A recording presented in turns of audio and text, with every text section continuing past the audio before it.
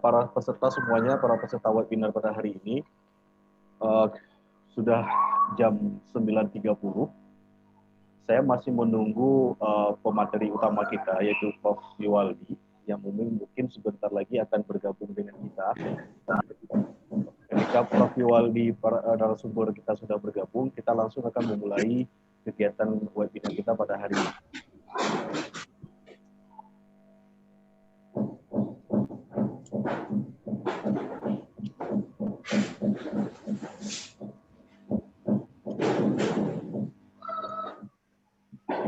Oh ya, sebagai informasi, narasumber kita, Prof.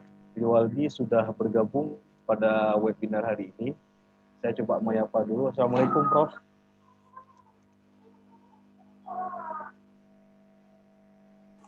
Ya, waalaikumsalam. Selamat bergabung, Prof, di acara webinar kami. Salam, Prof.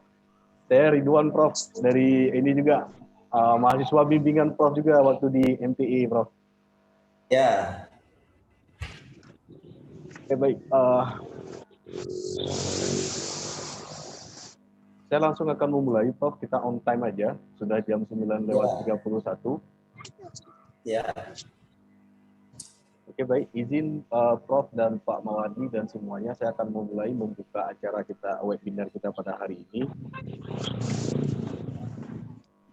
Kepada para peserta, mohon untuk melakukan unmute suaranya terlebih dahulu, agar acara kita pada hari ini berjalan seperti yang kita inginkan.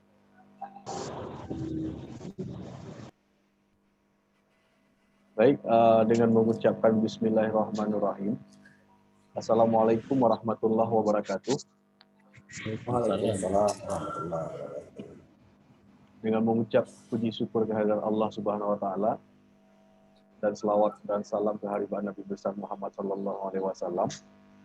Acara webinar kita pada hari ini dengan kami mengambil topik Internet of Things series kedua yang dilakukan oleh program studi pendidikan teknik elektro Fakultas Tarbiyah dan Keguruan UIN Araniri Banda Aceh. Kita akan dengan ini saya memulainya. Saya selaku moderator pada kesempatan hari ini akan mencoba membimbing dan memfasilitasi kegiatan webinar kita pada hari ini. Mudah-mudahan selama 2 jam ke depan acara kita berjalan dengan sempurna, dengan maksimal tanpa ada kendala apapun. Untuk memberkati acara kita pada hari ini, sama-sama dalam hati kita masing-masing kita mengucapkan, membacakan surat Al-Fatihah. Silakan. Bismillahirrahmanirrahim.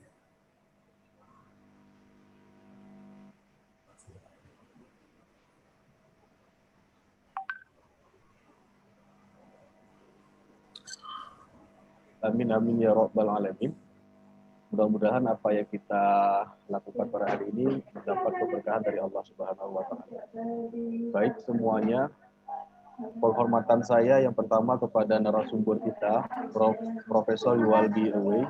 Beliau adalah guru besar dari Fakultas Teknik Unsyah dan juga sebagai guru saya juga, dosen saya juga di Universitas Syah Kuala.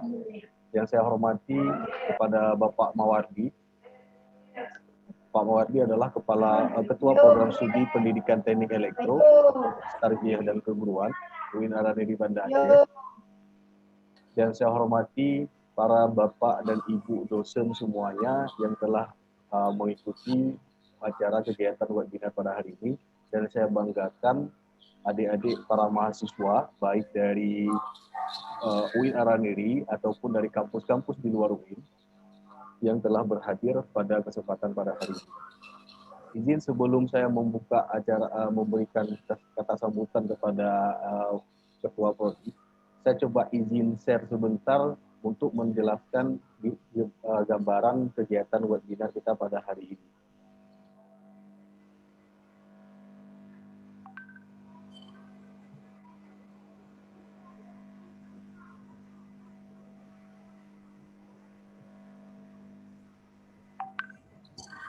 Baik semuanya, mudah-mudahan nampak di layar dari hasil share screen dari saya. Acara webinar kita pada hari ini dengan topik uh, bersinergi dengan teknologi Internet of Things atau kita kenal dengan IoT. Be ready, perkembangan, peluang dan tantangan. Ini adalah topik webinar kita pada hari ini. Sebagai informasi juga kepada Prof. Riwaldi sebagai narasumber dan sebagai informasi kepada semuanya, total pendaftar yang coba mendaftar melalui Google Doc itu ada 102 orang. Kemudian para pendaftar hari ini itu terdiri ada dari kalangan dosen, kemudian ada dari kalangan mahasiswa, baik S2, S1 ataupun D3. Kemudian ada dari guru TIK, elektro atau SMK, guru umum, dan juga ada dari pekerja swasta. Dari peserta di sini hampir rata-rata berasal dari Aceh dan juga ada dari luar Aceh, baik itu dari Bengkulu, Jakarta, Yogyakarta, ataupun dari provinsi-provinsi lain yang ada di luar Aceh. Ini sebagai informasi bahwa acara kita pada hari ini diikuti oleh para peserta dari kalangan dosen dan juga mahasiswa dan juga dari umum. Kemudian saya coba sebagai informasi, Prof, ini ada sedikit saya coba membuatkan survei. Para peserta yang hadir hari ini itu kalau dilihat kemampuannya dari pengenalan dari microcontroller baik Arduino dan IoT, itu hampir rata-rata mungkin ada yang belum mengetahui apa itu IoT dan apa itu dari microcontroller Arduino itu sendiri. Ini sebagai gambaran untuk melihat bagaimana peserta dalam mengetahui topik webinar hari ini. Baik, ini sekilas tata tertib kita pada hari ini. Seperti biasa, agar acara kita berjalan dengan maksimal, tadi sekali lagi saya mohon para peserta untuk menmute-kan suaranya. Nanti kalau ada kesempatan akan diberikan untuk mengaktifkan suaranya. Kemudian seperti biasa nanti diskusi kita akan diberikan nanti di akhir acara, dan link absensi juga nanti akan diberikan kurang lebih nanti 15 menit sebelum acara ini berakhir. Baik, ini schedule acara kita pada hari ini. Pembukaan saya sendiri sebagai moderator pada hari ini. Kemudian saya akan lanjutkan kata-kata sambutan dan kata pengantar dari Ketua Prodi Program Studi Pendidikan Teknik Elektro, Bapak yang terhormat Bapak Mawardi MPD, untuk memberikan kata-kata sambutan dan kata pengantar dan sekaligus mungkin untuk membuka acara kita pada hari ini. Izin Pak Mawardi untuk membuka acara kita dan memberikan kata sambutannya. Baik, terima kasih. Assalamualaikum warahmatullahi wabarakatuh. Waalaikumsalam warahmatullahi wabarakatuh. Alhamdulillahirabbil alamin. Allahumma shalli wa sallim wa barik ala Muhammad wa ala alihi wa sahbihi ajmain. Yang saya hormati, yang kita hormati bersama Bapak Profesor Dr. Insinyur Riwaldi Awai sebagai pemateri kita pada hari ini. Mudah-mudahan acara kita hari ini mendapat ridha daripada Allah dengan pencerahan-pencerahan dari Bapak Riwaldi Awai nantinya. Kemudian penghormatan juga kepada Bapak Ridwan MT selaku moderator kita hari ini, sekaligus sebagai penggagas acara ini. Beliau salah seorang dosen di Prodi PTE yang punya banyak ide-ide untuk pengembangan prodi, terutama yang terkait dengan stakeholder yang terkait dengan Prodi PTE. Dan juga penghormatan kepada semua peserta yang telah bergabung pada acara hari ini. Mudah-mudahan kita semua dalam lindungan Allah Subhanahu wa taala. Bersyukur kita kepada Allah bahwa pada hari yang mulia ini kita dipertemukan di dalam acara yang sangat-sangat penting saya pikir pada hari ini. Kemudian selawat dan salam kepada Nabi besar Muhammad sallallahu alaihi wasallam. Bapak dan Ibu sekalian yang saya muliakan, webinar Internet of Things seri yang kedua ini merupakan lanjutan dari webinar sebelumnya yang telah dilaksanakan juga melalui media daring karena situasi kita yang masih dalam situasi COVID-19 ini. Ya, mudah-mudahan kita berdoa selalu kepada Allah, mudah-mudahan Allah segera menurunkan rahmat kesehatannya, rahmat lindungannya bagi kita semua, karena sebagaimana janji Rasulullah, penyakit itu daripada Allah dan Allah lah yang akan menurunkan obatnya, mudah-mudahan insya Allah. Amin. Program studi pendidikan teknik elektro merupakan salah satu program studi kependidikan yang ada di Fakultas Tarbiyah dan Keguruan UIN Araniri Banda Aceh. Yang untuk saat ini program studi pendidikan teknik elektro mempunyai dua bidang peminatan, yaitu peminatan listrik dan elektronika. Prodi Pendidikan Teknik Elektro sendiri berdiri tahun 2014 dan pada tahun 2016 memperoleh akreditasi C. Dan alhamdulillah pada tanggal 21 Oktober 2020 yang lalu, Prodi PTE telah mendapat nilai akreditasi B. Akreditasi B dari BAN PT berdasarkan dari akreditasi tahun 2020. Mudah-mudahan Allah selalu meridai semua kegiatan PTE nantinya. Harapannya dengan adanya webinar ini akan memberikan pengetahuan baru bagi semua peserta tentunya, baik dari kalangan dosen, guru, praktisi tadinya dan disebutkan, dan juga mahasiswa-mahasiswa kami semuanya dalam mempelajari dan meningkatkan kompetensi dalam bidang teknologi. Saat ini kita semua telah memasuki salah satu era yang menuntut adanya suatu pemikiran dalam bentuk inovasi teknologi. Era yang dikenal dengan industri 4.0. Menuntut para semua lulusannya untuk mampu bersinergi dalam perkembangan teknologi.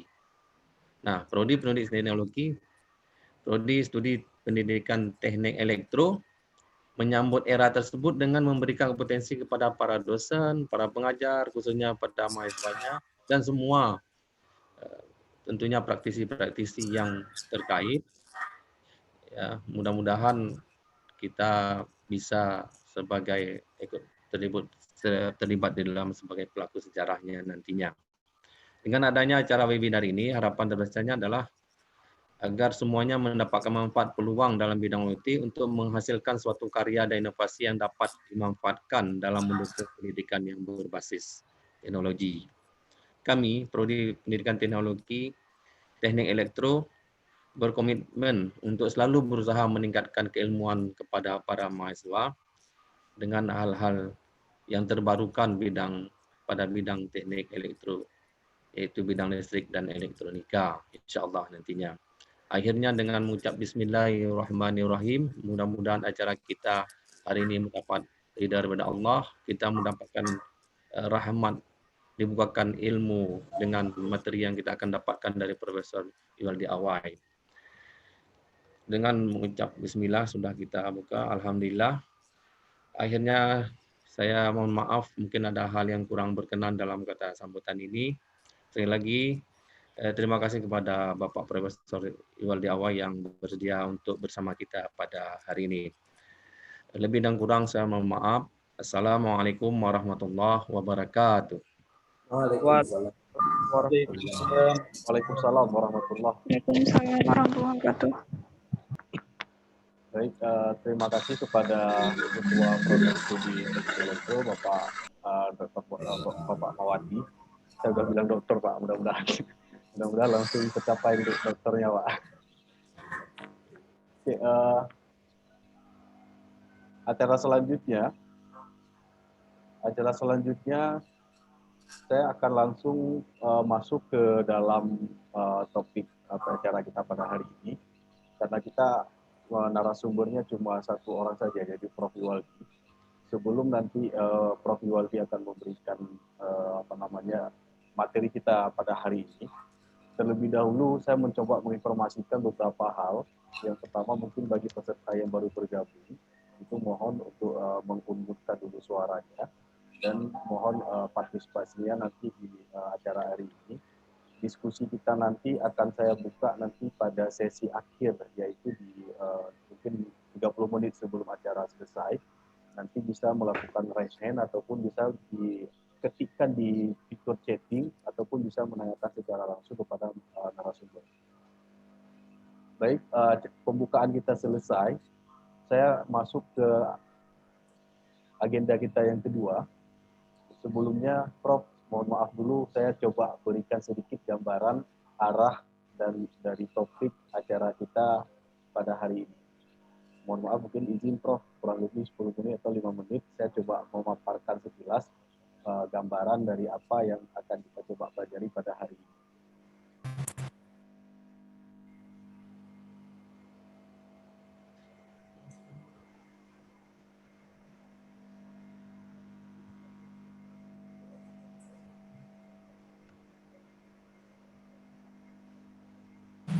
Baik, semuanya, izinkan saya sebentar ingin memberikan gambaran kurang lebih 5 menit, mungkin ini sebagai pengantar saja, pengantar dari saya sendiri. Mungkin di sini ada dari peserta kita dari dosen, mohon izin juga, bagi adik-adik dari mahasiswa, mungkin saya akan coba memberikan sedikit pengantar mengenai bagaimana yang kita sebutkan dengan IoT itu sendiri. Oke, ini sekilas informasi yang disampaikan oleh Prof. Dari Pak Mawardi tadi, bahwa kami dari program studi pendidikan teknik elektro, alhamdulillah hasil reakreditasi kemarin, kami sudah mendapatkan akreditasi G dari Bar PT. Jadi alhamdulillah ini menjadi satu motivasi yang besar bagi kami Prodi PTI untuk kedepannya mungkin kami akan mencoba meningkatkan dari proses baik itu pengajaran dan pendidikan untuk untuk keberlangsungan prodi PTI ke depan itu lebih lagi. Mudah-mudahan ke depan nanti kami bisa mendapatkan akreditasi lebih bagus lagi, yaitu mungkin kami targetnya adalah akreditasi A. Baik, sekilas kami di program studi pendidikan teknik elektro ada beberapa kegiatan dari mahasiswa, baik dari dosen sendiri, seperti yang dari Ketua Prodi tadi sampaikan, bahwa kami ada 2 peminatan, yaitu bidang listrik dengan bidang elektronika. Ini sekilas gambaran kegiatan-kegiatan kami dari para dosen dan juga para mahasiswa yang melakukan kegiatan baik dari bentuk pengabdian kepada masyarakat, kemudian ada juga yang bentuk misalnya mengundang pemateri dalam bentuk seminar nasional maupun seminar internasional. Kemudian kami di teknik elektro juga ada lab yang memang sebagai bahan praktek yang bisa dipraktekkan oleh mahasiswa. Ada lab listrik dan juga ada lab elektronika. Kemudian ini ada yang mungkin ini Pak Isan ini yang beberapa tahun lalu juga kami beberapa penghargaan dalam inovasi dalam bentuk gamer yang memang itu menjadi salah satu inovasi yang ada di mahasiswa program studi pendidikan teknik elektro. Kemudian ini ada beberapa kami di mahasiswa prodi program studi PTE, ada juga setiap tahunnya dari HMP itu sendiri, dari himpunan mahasiswa, ada membuat yang namanya ini suatu ajang lomba bagi mahasiswa untuk menciptakan ide-ide inovasinya dalam di bidang teknologi. Ini kegiatan kami tahun 2019 kemarin, ada misalnya ada mahasiswa yang menciptakan produk misalnya smart truss dengan tong sampah pintar, dan ada juga parkir pintar, dan ada beberapa inovasi-inovasi lain yang dihasilkan oleh mahasiswa dari Prodi PTI yang memang ini mungkin kedepannya akan menjadi agenda rutin dari Prodi PTI untuk mencari bakat-bakat yang ada dan meningkatkan kompetensi daripada mahasiswa itu sendiri.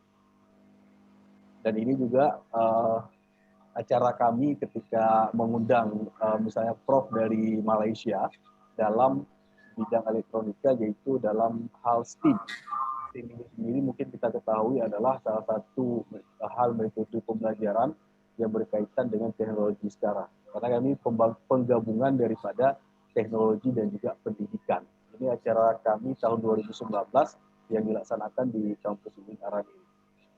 Itu sekilas gambaran mengenai kegiatan-kegiatan kami, mungkin sebagai informasi saja, bahwa kami Prodi Pendidikan Teknik Elektro selain fokus kepada keguruan dan pendidikan, juga kami fokus untuk pengembangan di bidang teknologi. Baik, sekilas saya coba menggambarkan mungkin ada hal yang IoT itu sendiri seperti apa. Sekilas saja bahwa mungkin nanti ini akan dipertajam kembali oleh narasumber kita, Prof. Liwaldi, bahwa sebagai informasi mungkin dalam hal IoT ini kita sering melihat penerapannya. Ini hanya contoh-contoh kecil saja yang coba saya tampilkan, bahwa dalam dalam zaman sekarang teknologi itu dituntut kita misalnya ada hal-hal atau inovasi-inovasi terbaru dalam dunia era industri 4.0 atau 4.0, malah kita sekarang mungkin ke depan akan menuju 5.0. Ada di sini beberapa contoh-contoh daripada penerapan IoT yang bisa diterapkan nanti di dalam misalnya untuk membantu dalam pekerjaan ataupun dalam kehidupan kita sehari-hari. Ada misalnya kunci pintu pintar dan lain-lain semuanya, terus colokan listrik pintar, sampah pintar, yang semuanya ini nanti bisa kita mengontrolnya dengan menggunakan alat dan terhubung dengan internet, jaringan internet.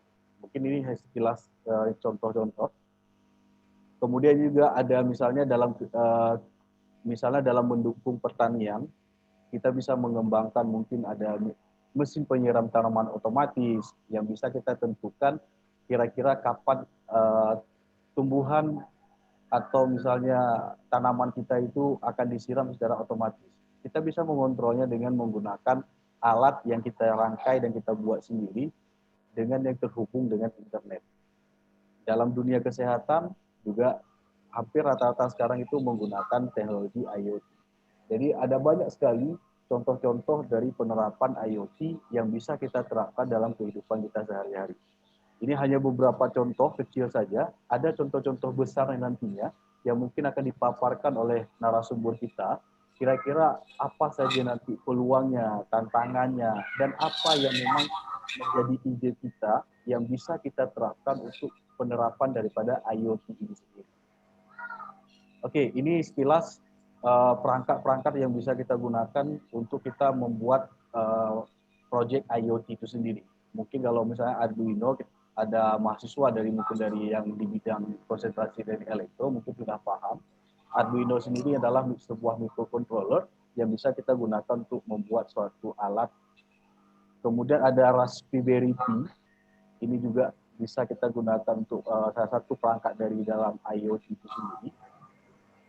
Kemudian ini ada satu perangkat lagi yaitu Node MCU ESP8266, sebuah modul Wi-Fi yang bisa kita gunakan untuk menghubungkan antara perangkat kita dengan misalnya dengan smartphone, dengan laptop, ataupun dengan misalnya yang terhubung semua dengan menggunakan internet.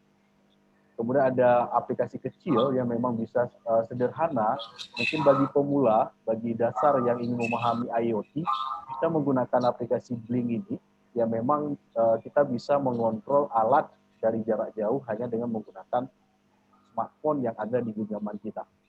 Mungkin itu sekilas gambaran daripada materi kita pada hari ini. Saya hanya menggambarkan hanya gambaran kecil saja. Gambaran besarnya nanti akan dipaparkan oleh pemateri kita, Prof. Yuwaldi. Akan dipaparkan nanti kira-kira bagaimana apa yang kita butuhkan dalam membuat IoT ini. Apa peluangnya, apa tantangannya. Karena seperti tadi disampaikan bahwa era sekarang, era industri 4.0 menuju 5.0, itu inovasi-inovasi di bidang teknologi itu sangat kita butuhkan. Para dosen, para mahasiswa, mungkin ini akan menjadi suatu hal yang menarik yang bisa kita diskusikan secara bersama nantinya. Kira-kira apa yang coba kita perlukan, apa ide-ide kita dalam membangun satu perangkat yang mungkin bisa berbasis IoT ini sendiri. Mohon maaf, Prof, mungkin hanya sedikit gambaran dari saya. Selebihnya nanti Prof. Yuwaldi sebagai pemateri kita pada hari ini akan memaparkan lebih jauh tentang teknologi IoT itu sendiri. Mungkin sekilas Prof, hanya sekian dari saya.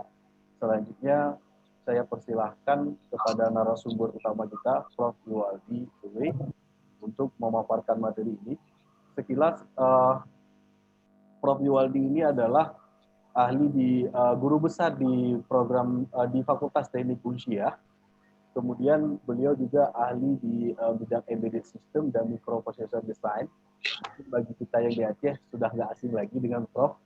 Saya sendiri kalau di Unsyah mungkin sebagai informasi bagi yang dari luar Aceh. Tanpa mengurangi waktu lagi, langsung saja saya persilahkan kepada pemateri utama kita, Prof. Yuwaldi, untuk memberikan materi kita pada hari ini. Informasi Prof, waktunya kapan aja, pokoknya kita jam 11.30 selesai Prof. Mau 1 jam juga bisa, nggak masalah Prof. Karena waktu kita banyak. Oke, dengan hormat Prof, disilahkan. Baik.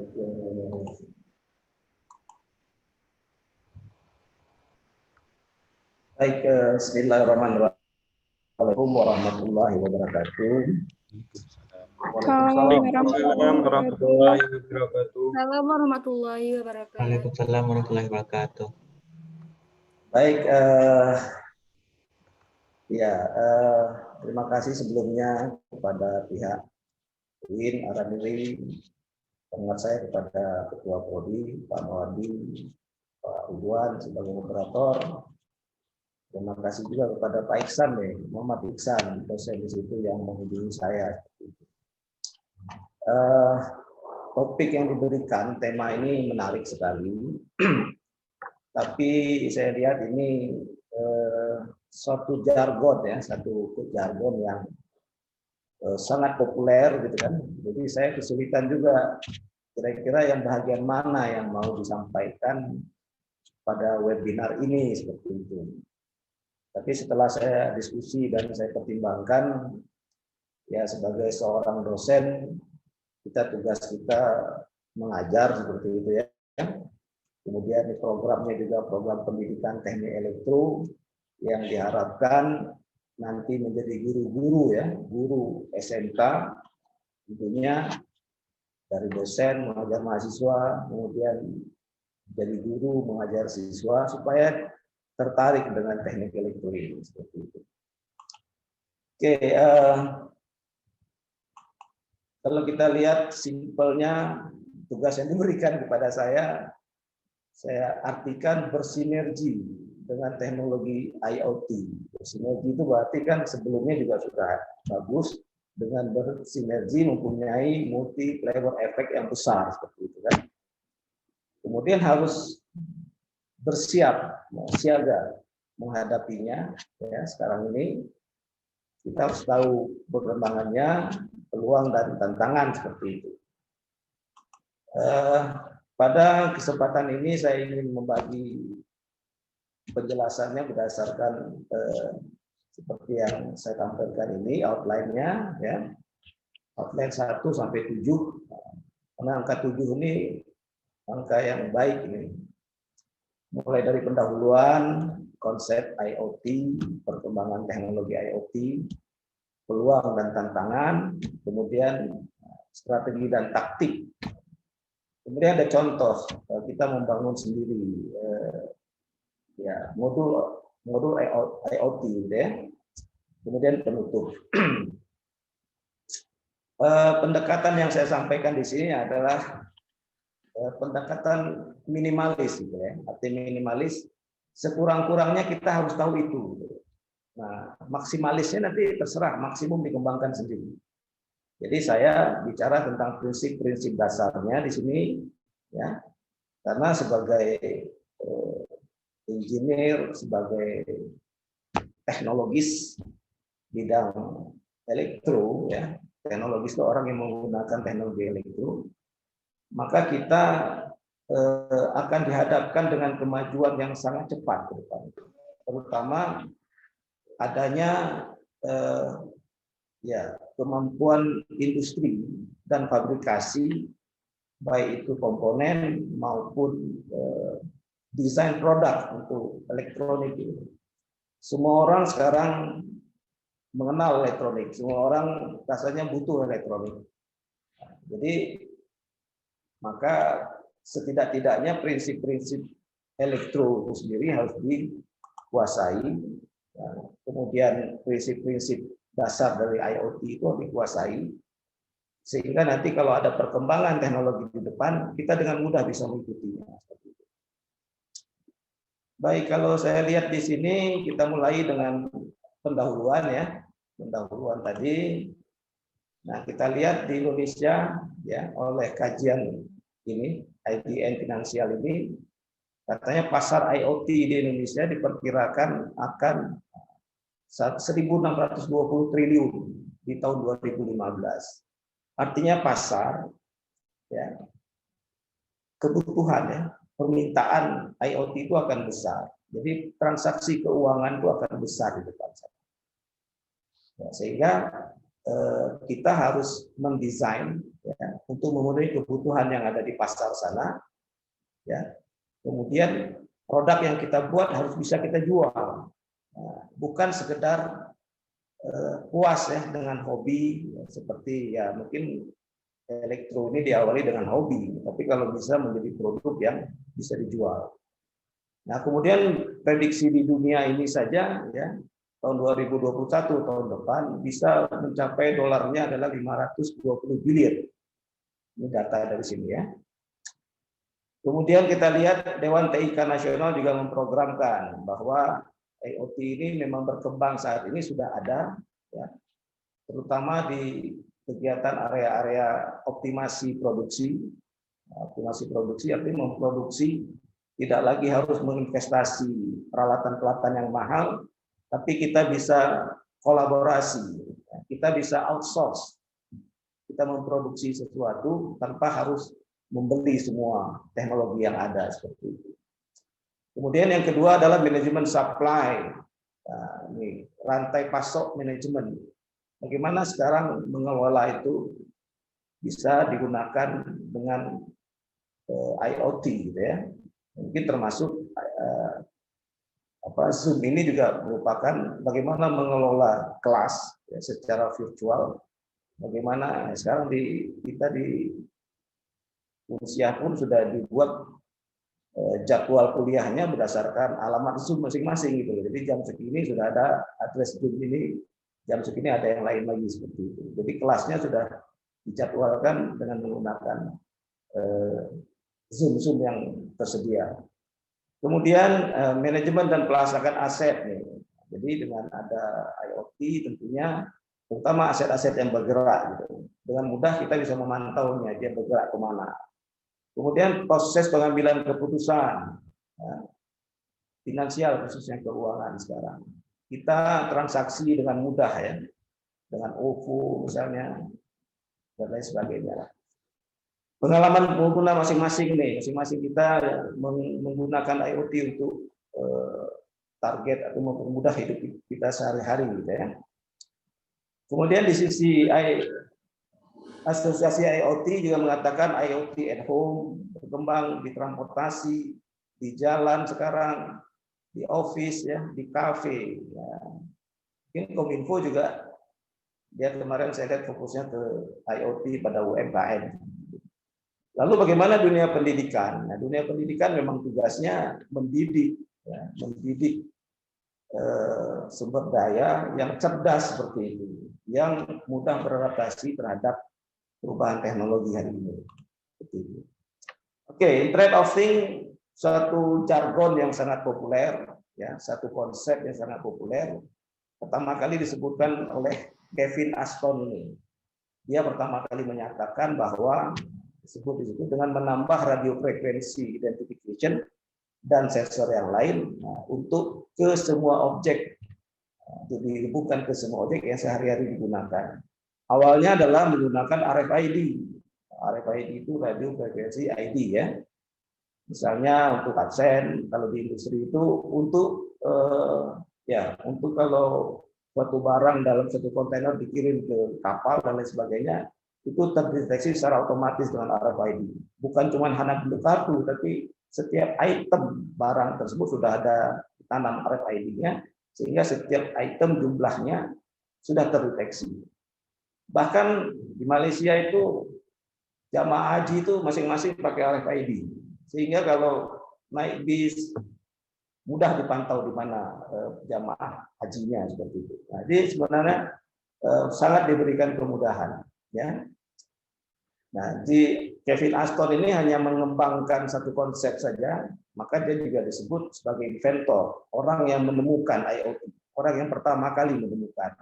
Saya yakin ke depan kita ini juga bisa menemukan satu konsep baru ya dengan istilah yang sesuai pada zamannya pada saat yang akan datang itu ya. Kalau sekarang diperkenalkan tahun 2000-an dia diperkenalkan seperti itu ya, kemudian tahun 2001, 2005, 2025 nanti akan kita perkenalkan dengan yang lebih baru lagi ya. Dia mengatakan di situ adalah ketika pertama kali disebutkan Internet is connected to physical world dengan sensor. Ya. Jadi internet dengan physical sensor. Fisik itu ya variasi fisik lah, misalnya temperatur, Ada sensor dikonversi kepada besaran listrik, kemudian ditransmit dengan menggunakan IoT, masuk ke database di cloud sana, ya, kemudian digunakan secara bersama. Seperti itu. Tapi kalau kita lihat istilah Internet of Things, sepertinya dia hanya terbatas dengan internet. Artinya internet artinya menggunakan protokol internet IP gitu ya. Nah, mungkin nanti ada istilah yang lain lagi yang lebih umum di mana kita lebih fleksibel ya. Menggunakan istilah atau jargon tersebut ya. Oke, kalau kita lihat lagi ya, karena orang akademik ini harus tahu dari mana ITU nih, ITU International Telecommunication Union ini yang mendefinisikan sendiri apa itu IoT ya. Nanti di bagian belakang nanti ada saya berikan link di mana bisa di-download PowerPoint-nya ini gitu ya. Jadi IoT adalah global infrastructure ya, information. Jadi infrastruktur yang global, sama seperti internet. Internet of network, berarti antar jaringan-jaringan internet gitu ya. Jadi sekarang kita society, masyarakatnya terhubung dalam infrastruktur global ya, yang bisa melayani ya, pelayanan macam-macam ya, yang terhubung secara fisikal dan virtual. Nah, berbasis apa yang ada hari ini dan ada compatibility ya, interoperability, information dan communication technology. Nah, ini definisi yang diinginkan oleh International Telecommunication Union. Kemudian ada peneliti-peneliti lain mengatakan interconnection device providing ability to share information for enabling innovative application. Ya, menghubungkan device juga. Ya. Nah, ini saya sebutkan seiring waktu terus berkembang ke depan. Nanti ada Internet of Everything, Internet of Everything, everything connected to Internet. Ke depan ada lagi barangkali. Ya. Oke, kita lihat konsepnya. Konsepnya yang saya katakan tadi, minimum yang kita harus pahami terhadap IoT ini sehingga kita dengan mudah menguasai teknologi ini. Jadi kalau lihat gambarnya dari buku yang saya rujuk ini, ya. Yang paling utama itu ada 5 di sini. Ya.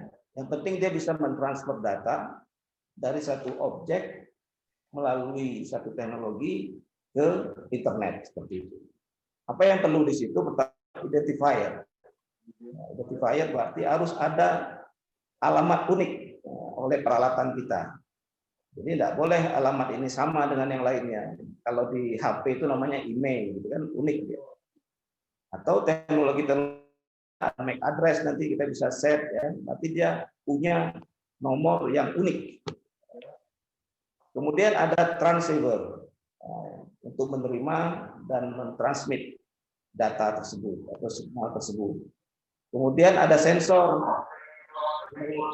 mengkonversikan besaran fisik menjadi besaran listrik seperti itu. Ya, ada microcontroller. Nah, microcontroller berarti peralatan elektronik yang bisa diprogram dan bisa menyimpan di dalamnya juga. Kemudian ada aktuator. Aktuator sebaliknya sensor, yaitu mengkonversikan energi listrik menjadi energi yang lain, khususnya energi gerak. Jadi ada 5 komponen ini sehingga benda atau thing terhubung dengan internet. Sebenarnya thing ini termasuk manusia. Kita sendiri sebenarnya sudah terhubung dengan internet hari ini. Ya, dengan Anda menggunakan handphone, ya, Anda punya MAC address handphone, Anda punya email handphone, dan itu di broadcast kepada Telkom, gitu kan? Kemudian Anda bisa mendeteksi kan, nomor telepon Anda pun bisa dideteksi di mana Anda berada, misalnya atau IP address Anda gitu, masukkan aja ke mana nih, apa namanya itu, location, geolocation, nomor kita punya IP, langsung kita tahu berada di mana, di Aceh, di Usiah, di Darussalam, nampak langsung di situ. Sehingga memang harus ada yang unik. Jadi sekarang dengan ada IoT ini ya nggak boleh bohong-bohong lagi gitu ya. Bukan semua benda, orang pun sudah terhubung. Karena kita terhubung secara unik ke jaringan yang global tersebut. ada konsep lain yang diperkenalkan adalah cyber physical system ini oleh Helen Gill ini. Ya, ini lebih umum. Cyber physical system jelas sistem berhubungan antara fisik dan cyber. Kalau ini mungkin terbatas dengan Internet of Things. Berarti dia menggunakan protokol-protokol yang berhubungan dengan internet. Tapi kalau ini boleh menggunakan protokol apa saja seperti itu. Atau mudahnya CPS dan IoT ini kalau digabung maka semakin fleksibel kita untuk mengembangkan teknologi di masa dekat akan datang. Jadi gabungan keduanya ini protokol-protokol yang ada di CPS dan protokol dihubungkan ke IoT sehingga kita mendapatkan kinerja yang lebih baik daripada dia sendiri-sendiri seperti itu. Nah, ada satu buku yang baru ini tahun 2019 ditulis oleh orang Mesir, orang Islam pasti ini. Ya, diterbitkan oleh Springer Verlag, ini bagus ini penerbitnya. Di situ judulnya jelas, The Era of Internet of Things, Toward a Smart World. Di dalam Dropbox saya nanti yang linknya ada di bawah, Anda bisa download buku ini. Nah, kalau ingin baca secara detail, ini lengkap dari A sampai ke Z mengenai Internet of Things, gitu kan? Apa yang disebutkan dalam buku ini? Ya, Internet of Things, ya, anything dapat berkomunikasi with any place, any time, dan any protokol. Jadi kita berinteraksi dengan apapun bendanya, dimanapun dia berada, atau pada waktu kapan, dan menggunakan berbagai protokol seperti itu. Ya, maka informasi dikirim ke internet melalui any place dimanapun, ya, dan bisa diakses di tempat yang lain oleh siapapun, gitu ya. Sehingga suatu saat nanti akan terbentuk satu society, masyarakat IoT tentunya, yang saling terhubung antara satu orang dengan orang yang lain, tanpa, atau satu benda dengan benda yang lain, tanpa terlalu banyak intervensi manusia. Kata intervensi manusia ini perlu dicatat bahwa, ya, manusia ini kan cuma punya waktu 24 jam. Nah, kita ingin sekarang 24 jam yang kita miliki jatahnya ini sehari dapat kita lipat gandakan dengan teknologi IoT. Artinya apa? Pekerjaan-pekerjaan yang berulang, yang membosankan, yang bisa kita delegasikan ke teknologi, maka kita berikan ke teknologi saja. Sedangkan kita manusia lebih baik santai-santai saja, ngopi, ibadah-ibadah seperti itu. Jadi jangan kita menjadi robot. Nah, manusia bukan robot. Manusia luar biasa hebatnya. Ya, manusia itu andalannya adalah pikirannya luar biasa. Kemampuan dia punya ide, punya konsep, punya desain itu di kepala. Jadi kita tidak boleh sebenarnya mengerjakan pekerjaan yang robotik itu. Ya, biar robot yang mengerjakan. Biar IoT itu dari jauh kita kontrol dia. Ya, misalnya kalau saya sebut sini, kalau saya sebelum pulang rumah, bagaimana AC di kamar saya sudah hidup dulu sebelum saya sampai, sehingga sudah dingin AC-nya. Kemudian jam-jam tertentu nasi saya sudah dimasakin, gitu kan?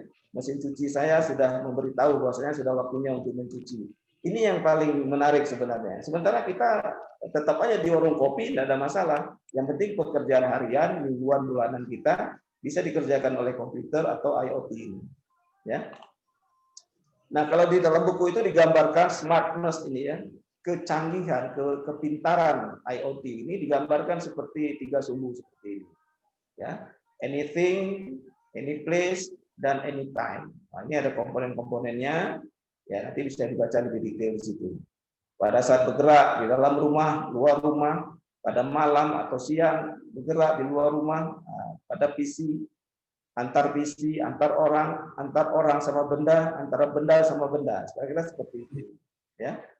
Jadi sangat luas, tinggal bagaimana kita mengembangkannya. Nah, kalau kita lihat generic block diagram dari IoT device.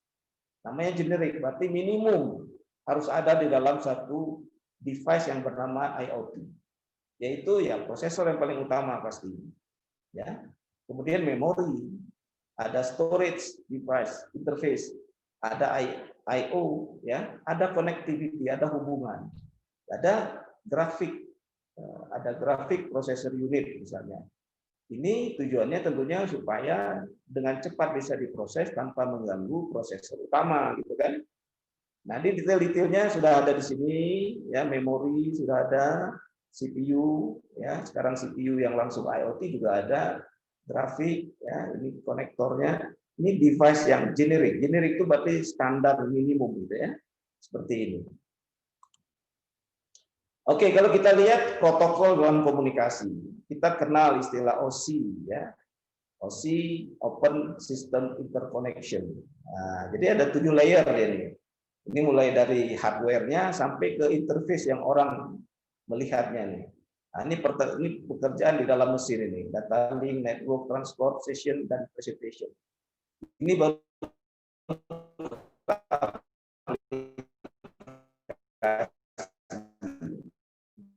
jadi kita jangan juga terlalu fokus di aplikasi, gitu ya. Oke, jadi semua komunikasi yang berhubungan dengan IoT, dia tunduk juga kepada model OSI sini, menjadi referensi dan konsep dasar tentang protokolnya. Kalau kita lihat protokol tadi OSI seperti ini, ada 7 layer. Untuk Internet of Things dia hanya 4 layer saja.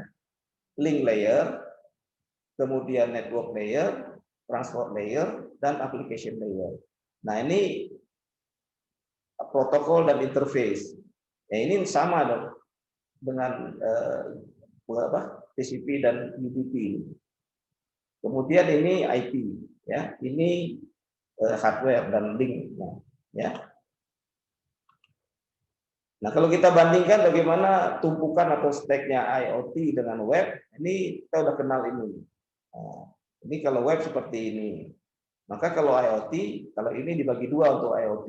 Ini dibagi 2 untuk IoT. Kalau ini sama, ini sama, ini sama, ya. Ini juga dibagi 2. Ya, kalau kita lihat tadi ada link, network, transport, dan application yang ada di Internet of Things.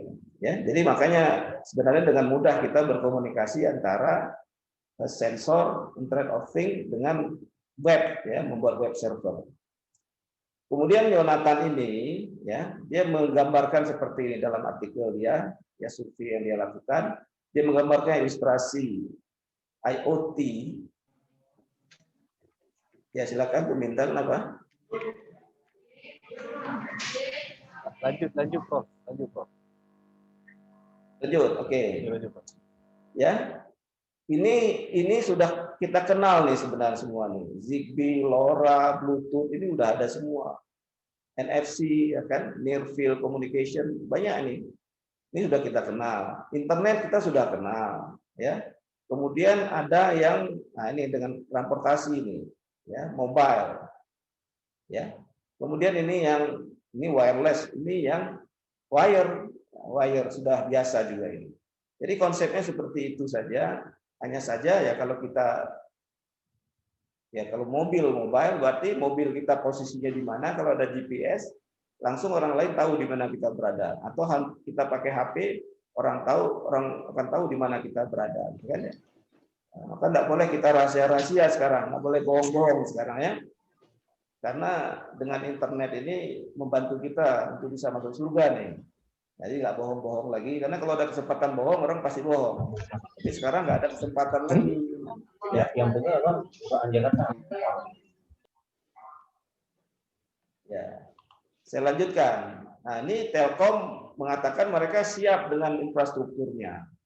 Ya, mungkin ini perusahaan besar seperti ini, ya, dia gimana untuk IoT device domainnya, device-nya, ya. Kemudian dia networknya sudah dia sediakan, ini 4G bisa 5G ke depan. Dia juga ada menyediakan platform. Ya, jadi nanti akan ada link yang khusus untuk IoT di Telkom itu. Kalau sekarang ini kan untuk internet, ya, data. Nanti akan ada link khusus untuk aplikasi-aplikasi internet. Kemudian aplikasinya kan banyak seperti diceritakan tadi Pak Ridwan, ya. Ada smart home, ada smart lighting, ada smart city, ada smart building. Semua serba pintar. Kenapa pintar? Karena kepandaian manusia sudah kita pindahkan ke IoT. Sehingga kita memikirkan yang lain yang tidak dipikirkan oleh IoT. Jadi kita memprogramkan pikiran cerdas kita ke IoT, dia mengerjakan harian, mingguan, nah, kita mengerjakan pekerjaan lain dan berkreasi. Itu sangat penting, berkreasi, menciptakan IoT baru gitu. Ya. Kemudian bagaimana perkembangan IoT sendiri? Nah, ini perkembangan IoT ini lagi saling berebut perkembangan. Kalau kita lihat perkembangan IoT ya sangat bergantung kepada teknologi prosesornya, dari desain sampai fabrikasi. Ya. Kemudian teknologi komunikasinya sendiri, komunikasi TX-RX-nya, ya. Kemudian protokolnya, makin lama makin cepat proses protokol. Protokol kan tata cara berkomunikasi. Kemudian teknologi transducer. Transducer itu peralatan yang mengubah energi, ya, energi dari fisik ke listrik dan sebaliknya, atau dikenal juga sensor atau aktuator. Kemudian yang berkembang juga tentang IoT security. Nah, IoT ini karena wireless, ya kemungkinan besar bisa keamanannya tidak terjamin. Maka perkembangan IoT security juga tidak menentukan gitu. Misalnya nanti ada teknologi IoT, bagaimana level security-nya. Kemudian IoT power, nah karena dia wireless, ditempatkan di mana-mana, dia kan masalahnya kan baterai sekarang. Ya, seperti HP kita masalah baterai juga. Ya. Nah, coba kita lihat masing-masing teknologi prosesor nih. Nah, saya melihat ya kita harus memilih ini nih. Ini kriteria yang harus kita pilih ketika kita memilih prosesornya. Yang pertama simplicity, kemudahan kita untuk memprogramnya. Jadi banyak produk-produk sekarang yang kita sulit memprogramnya. Jadi pilihlah yang paling mudah memprogramnya. Nah, ini salah satu produk-produk yang mudah sekali diprogram. Kemudian security-nya seperti apa? Karena data kita ini ada aja tingkat keamanannya yang tinggi, ya. Jangan dicuri oleh orang lain. Kemudian power. Nah, kalau power tadi saya sebutkan di atas, kalau powernya boros, maka kita harus menyediakan baterai yang banyak. Kemudian memori. Nah, sebesar mana memori program yang disediakan? Ya, disediakan flash memory untuk kita masukkan program ke dalamnya. Ya, kalau program kita besar, maka kita perlu memori yang besar, sehingga ada satu jenis ya kita memilih prosesor yang sesuai dengan memori yang kita butuhkan. Kemudian connection port-nya, berapa port yang kita butuhkan? Yang kalau biasa-biasa ini kan katakan analog port-nya hanya satu, mungkin kita butuh 7 misalnya, atau yang digitalnya ada berapa. Jadi sangat tergantung kepada apa kebutuhan kita dan apa teknologi yang menyediakan fitur yang kita inginkan. Kemudian biaya, cost-nya, mana yang murah gitu. Nah, kalau ada cara yang murah untuk mencapai tujuan, kenapa harus cari yang mahal seperti itu? Nah, ini ya banyak teknologi-teknologi microcontroller dan sistem on chip ini yang sudah ya artinya kalau sudah ada gabungan antara microcontroller dengan IoT, ya kita tidak usah menggunakan prosesor yang sendiri-sendiri lagi seperti itu. Ya. Nah, teknologi IoT oleh perusahaan Espressif ini sangat luar biasa. Dia mengembangkan ya sangat integratif, ya, reliable, andal, ya, dan efisien energinya. Dan dia berbentuk sistem on chip. Ini yang saya gambarkan, yang saya pilih ini adalah satu produk-produk dia yang saya kagum dengan apa yang dibuat oleh mereka. Ya, pertama kali ESP01 ini. Awalnya sangat sulit kita membuat satu aplikasi IoT. Sekarang dengan ada ESP, ya, ESP ini berarti ekspresi, nama perusahaannya, ESP01. Kemudian dibuat lagi lebih simpel lagi. Ya. Ini lebih simpel lagi, langsung ditancapkan pakai USB, kita dengan mudah bisa memprogramnya. Sekarang malah ESP32, ya, ESP32, 32 bit. Dengan memori yang besar. Lalu juga ada di dalamnya selain Wi-Fi juga ada Bluetooth. Ada Bluetooth low energy juga ada di sini. Jadi kita tinggal memilih sesuai dengan apa ya apa solusi yang akan kita tawarkan, maka kita memilih teknologi yang sesuai. Protokol, banyak protokolnya. Ya, ada juga MTTT ini sedang banyak dirisetkan atau protokol-protokol ini. Nah, teknologi sensor. Nah, kalau teknologi sensor atau transducer yang standar itu kan bersifat kapasitif, induktif, resistif, gitu kan? Sensor dengan spektrum frekuensi infrared. Tapi saya ingin menggarisbawahi ini. Sekarang kamera sebagai sensor sekarang. Jadi kamera sebagai sensor dan produk ini, produk ESP32 Cam ini sangat murah, gitu. Sangat murah dan ada kameranya langsung.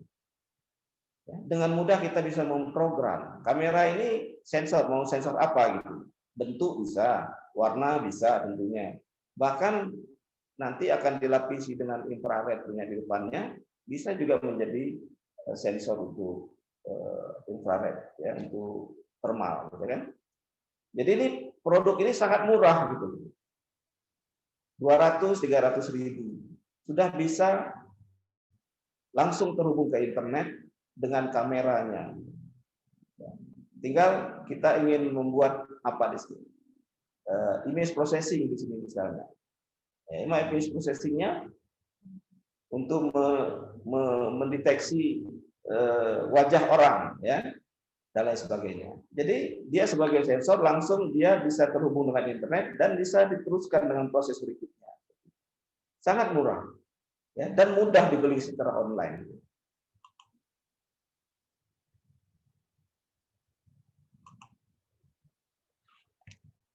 Oke, kemudian internet security tadi saya sampaikan bagaimana keamanan dari device yang terhubung, ya. Jadi harus bisa diamankan end-to-end security dari IoT environment ini, ya. Ya sebagai contoh saja misalnya Zoom ini kan waktu masuk kita perlu ada login, password. ATM, ya kan, kartu ATM kita juga punya 16 bit kode yang unik kita masukkan itu. Jadi selalu ada satu layer untuk menjaga proteksi, ya. Energi tadi saya sebutkan. Jadi disebutkan bahwa umumnya dengan menggunakan baterai, ya, lithium, ion, ya. Kemudian lifetime-nya terbatas. Jadi perlu ada self power device. Kalau bisa dia mempunyai power sendiri. Caranya bagaimana? Ya diambil dari alam, gitu. Energi harvesting. Jadi dipakai solar cell misalnya atau yang lainnya. Karena di alam ini ada yang bergerak seperti angin, ada yang berbunyi. Semua yang bergerak itu frekuensi itu dan gelombang itu ada energi di situ. Tinggal bagaimana kita menangkapnya untuk kita gunakan untuk device IoT kita seperti itu. Oke, bagaimana peluang dan tantangannya nih? Nah, peluang dan tantangannya, ya. Nah, yang pertama kita harus mengubah tantangan menjadi peluang dulu, ya. Jadi kita harus melihat bahwa IoT ini sesuatu yang mudah, ya, sesuatu yang mudah dan merupakan peluang untuk dunia kerja. Dunia kerja tentunya akan menghasilkan. Ya. Nah, pandemik COVID-19 hari ini, ya, ada peluang yang sangat besar IoT, ya, karena pola hidup kita serba virtual sekarang. Dan sudah tadi dengan mudah dan murah kita mendapatkan teknologinya. Dan dengan mudah pula kita memproduksi yang baru lagi, ya. Maka sebagai seorang intelektual, kita yang di kampus terutama, ya kita harus menjadi masyarakat yang knowledge based, ya, berbasis pengetahuan.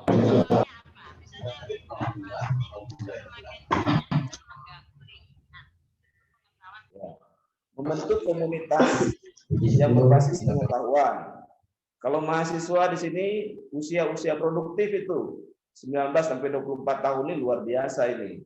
Kreatifnya luar biasa. Nah, coba buat kreatif yang positif, yang bisa menghasilkan juga di situ. Kemudian, nah, tantangan yang ada, peluang yang ada, revolusi industri 4 memang menggunakan teknologi manufacturing dengan teknologi elektro di situ, ya. Kemudian e-commerce jual beli transaksi dengan menggunakan internet. Kemudian media belajar juga mudah. Ingin buat apa tinggal lihat YouTube misalnya. Juga untuk berdiskusi, bertanya. Mahasiswa sekarang buat skripsi, tidak ngerti cara buatnya, tanya ke forum-forum, ada jawabannya di sana. Dengan mudah, murah, dan orang dengan sukarela dapat memberikan solusi bagi kita. Kemudian ada juga komunitas-komunitas yang hobi gitu ya. Nah ini hobi ini bagaimana hobi juga bisa menghasilkan kalau bisa. Jangan hobi cuma hanya kepuasan saja, kemudian pamer-pamer karyanya, ya, tanpa menghasilkan sesuatu. Ya, jadi ini perlu juga saya catat ini bahwasanya kita berkumpul di sini juga jangan sekedar kesenangan saja, jangan sekedar kepuasan saja, tapi kalau bisa apa yang kita lakukan ini bisa menghasilkan income, generating gitu kan. Nah. Oke, tantangannya adalah tadi saya sebutkan ya, yang paling mahal itu sebenarnya ide, konsep, teknik, desain. Ini tugas kita ini di dunia pendidikan. Ya katakan misalnya bapak-bapak nanti jadi guru ya, bagaimana ide, konsep, teknik, dan desain ini dikembangkan kepada murid-murid yang sana yang ada. Jadi jangan juga menjadi orang yang menjadi konsumen saja, tapi juga menjadi produsen. Harus punya ide-ide yang cemerlang di sini. Tujuannya ya bukan sekedar untuk hobi juga, tapi untuk menghasilkan ya. Nah, kalau sudah ada ide yang kreatif dikembangkan terus gitu kan. Ya, terus menerus kita kembangkan, maka kita akan menemukan hal yang baru di sini. Kemudian pertajam programming skill-nya, keterampilan memprogram. Pemrograman ini kan namanya keterampilan. Kalau tidak dilatih terus, dia akan lupa gitu. Jadi harus kita melatihnya. Jadi dengan ada pekerjaan order dari orang lain, otomatis kita terlatih untuk programming. Programming ini ya IoT programming tentunya. Ya. Kemudian kita membuat, bagaimana caranya membuat ya satu produk-produk IoT yang berorientasi value. Artinya value itu punya nilai untuk kemanusiaan ini. Bermanfaat yang kita buat ini untuk society, untuk masyarakat. Kemudian dapat dijual. Artinya dapat dijual begini saya katakan. Sesuatu yang profesional itu harus dijual, harus dibeli oleh orang lain. Kita punya karya, kalau bagus, itu pasti dibeli orang. Kalau tidak bagus, ya tidak dibeli. Maka buatlah yang bagus, yang bisa dibeli oleh orang lain. Apa arti jual beli di situ? Willingness to pay, willingness to accept. Orang rela mengeluarkan uangnya untuk menerima teknologi IoT dari kita. Jadi kita membeli itu tidak terasa mahal karena kita rela menerima, ya, mengeluarkan uang kita untuk mendapatkan teknologi itu. Misalnya, sekarang listrik mahal, ya. Bagaimana caranya listrik di rumah tangga itu bisa lebih murah dengan teknologi IoT? Kalau kita memang bisa buat, ya, pasti rumah tangga itu ingin membeli produk tersebut. Misalnya, produk IoT Anda ini bisa menghemat listrik 20%, 30%, 50%. Berarti kan mereka daripada uangnya diserahkan kepada PLN, ya kan, lebih baik uangnya dipakai untuk yang lain dengan membeli teknologi yang mengurangi pengeluarannya. Walaupun listriknya dipakai sama, tapi bagaimana caranya harganya murah. Artinya apa? Ketika listrik yang ada di rumah itu tidak ada yang memanfaatkannya, maka dia secara otomatis mati. Tidak jauh seperti itu.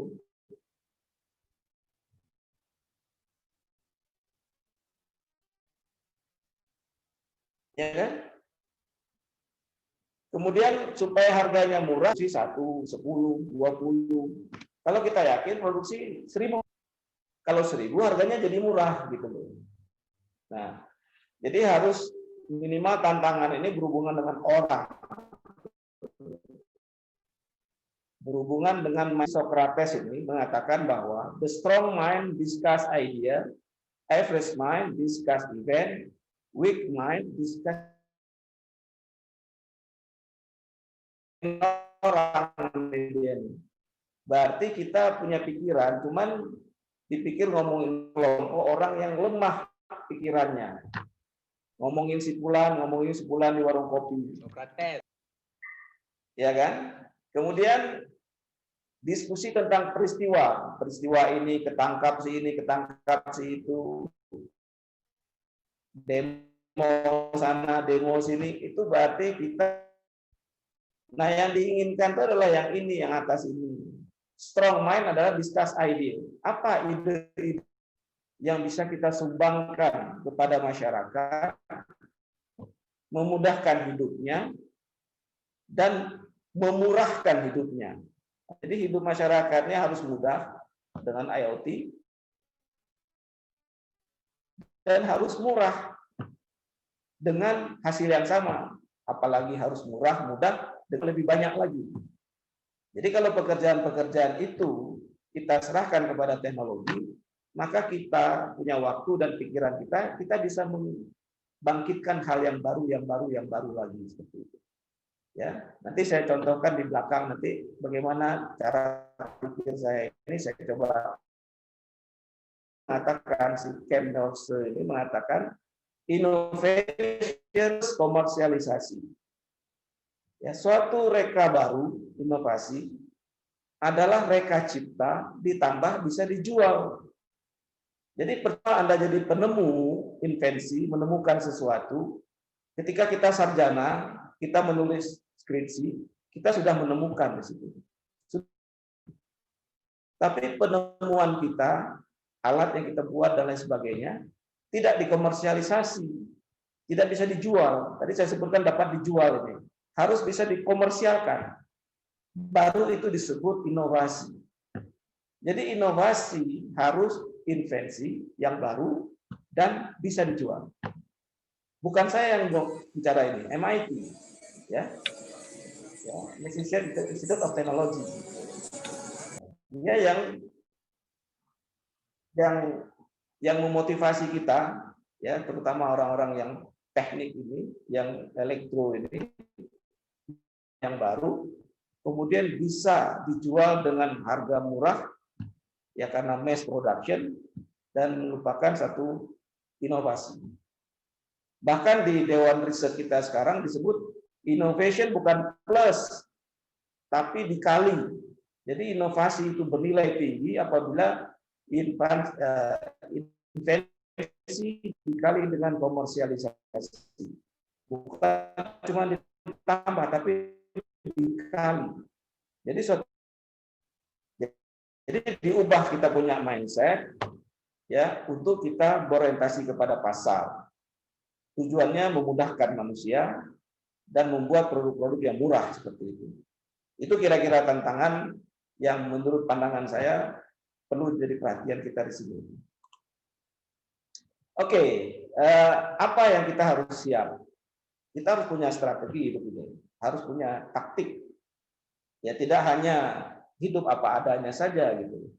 Apalagi ini sekolahnya S1, S2, S3. S itu artinya strata. Strata itu artinya strategi dan taktik. Nah, sudah S1 harus punya strategi dan taktik, apalagi S2, apalagi S3. Maka dalam melakukan tindakan sesuatu itu harus ada strategi dalam jumlah, ya, strategi itu dalam jangka waktu yang panjang, taktik dalam jangka waktu yang lebih singkat, lebih terukur. Nah, coba kita lihat sekarang. Disebutkan hanya alat saja. Tapi yang paling penting adalah guru. Guru most important.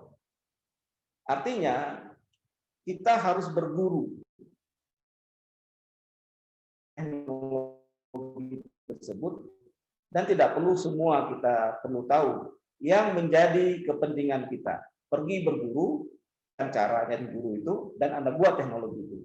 Teknologi itu menjadi alat bantu manusia, mempermudah hidupnya, gitu kan ya.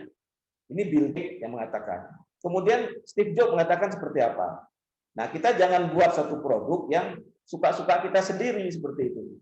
Maka disebutkan, you have got to start with the customer experience. apa yang pengalaman konsumen Anda atau pelanggan Anda. Jadi apa yang dibutuhkan masyarakat itu yang kita buat. Jadi baru kembali kita bekerja dengan teknologi. Bukan sebaliknya. Sebaliknya artinya kita punya teknologi IoT, kita paksa masyarakat untuk membelinya. Ya, masyarakat tidak tahu untuk apa teknologi ini. Lebih baik ya kita harus membuat IoT teknologi sesuai dengan kebutuhan masyarakat. Seperti yang saya sampaikan tadi, bagaimana menghemat listrik. Nah, itu salah satu yang dibutuhkan masyarakat hari ini. Ya. Ya. Jadi kita buat teknologi bagaimana cara menghemat listrik tadi dengan berbasis teknologi IoT. Jadi mulai dari konsumen kita buat, pasti konsumen akan membelinya produk tersebut. Jangan kita buat, kita paksa konsumen untuk membelinya. Belum tentu mereka perlu itu, ya. Oke, untuk berstrategi, ya, saya ambil 5 saja nih. Yang pertama, Anda harus fokus sebagai inventor. Jadikan diri kita adalah penemu, menjadi orang pertama punya invensi. Sudah pernah kita lakukan misalnya bagi dosen yang sudah S1, S2, bagi mahasiswa sedang proses menjadi inventor penemu. Ketika selesai skripsi nanti berarti sudah ada invensinya. Sudah ada temunya, sudah ada reka cipta. Inventor itu adalah orang yang mereka cipta, pereka cipta. Jadi kita harus menyiapkan diri kita sebagai seorang inventor. Tadi inventor adalah orang yang menemukan, ditambah komersialisasi menjadi inovasi. Ya. Kemudian berpikir holistik, menyeluruh. Jangan parsial.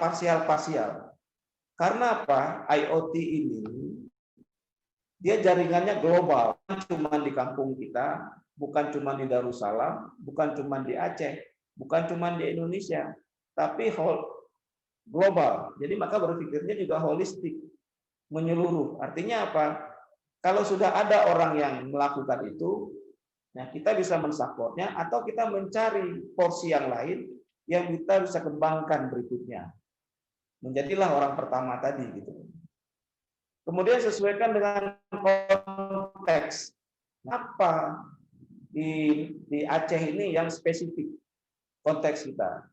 Misalnya apa yang spesifik di sini? Apa namanya? Lokal.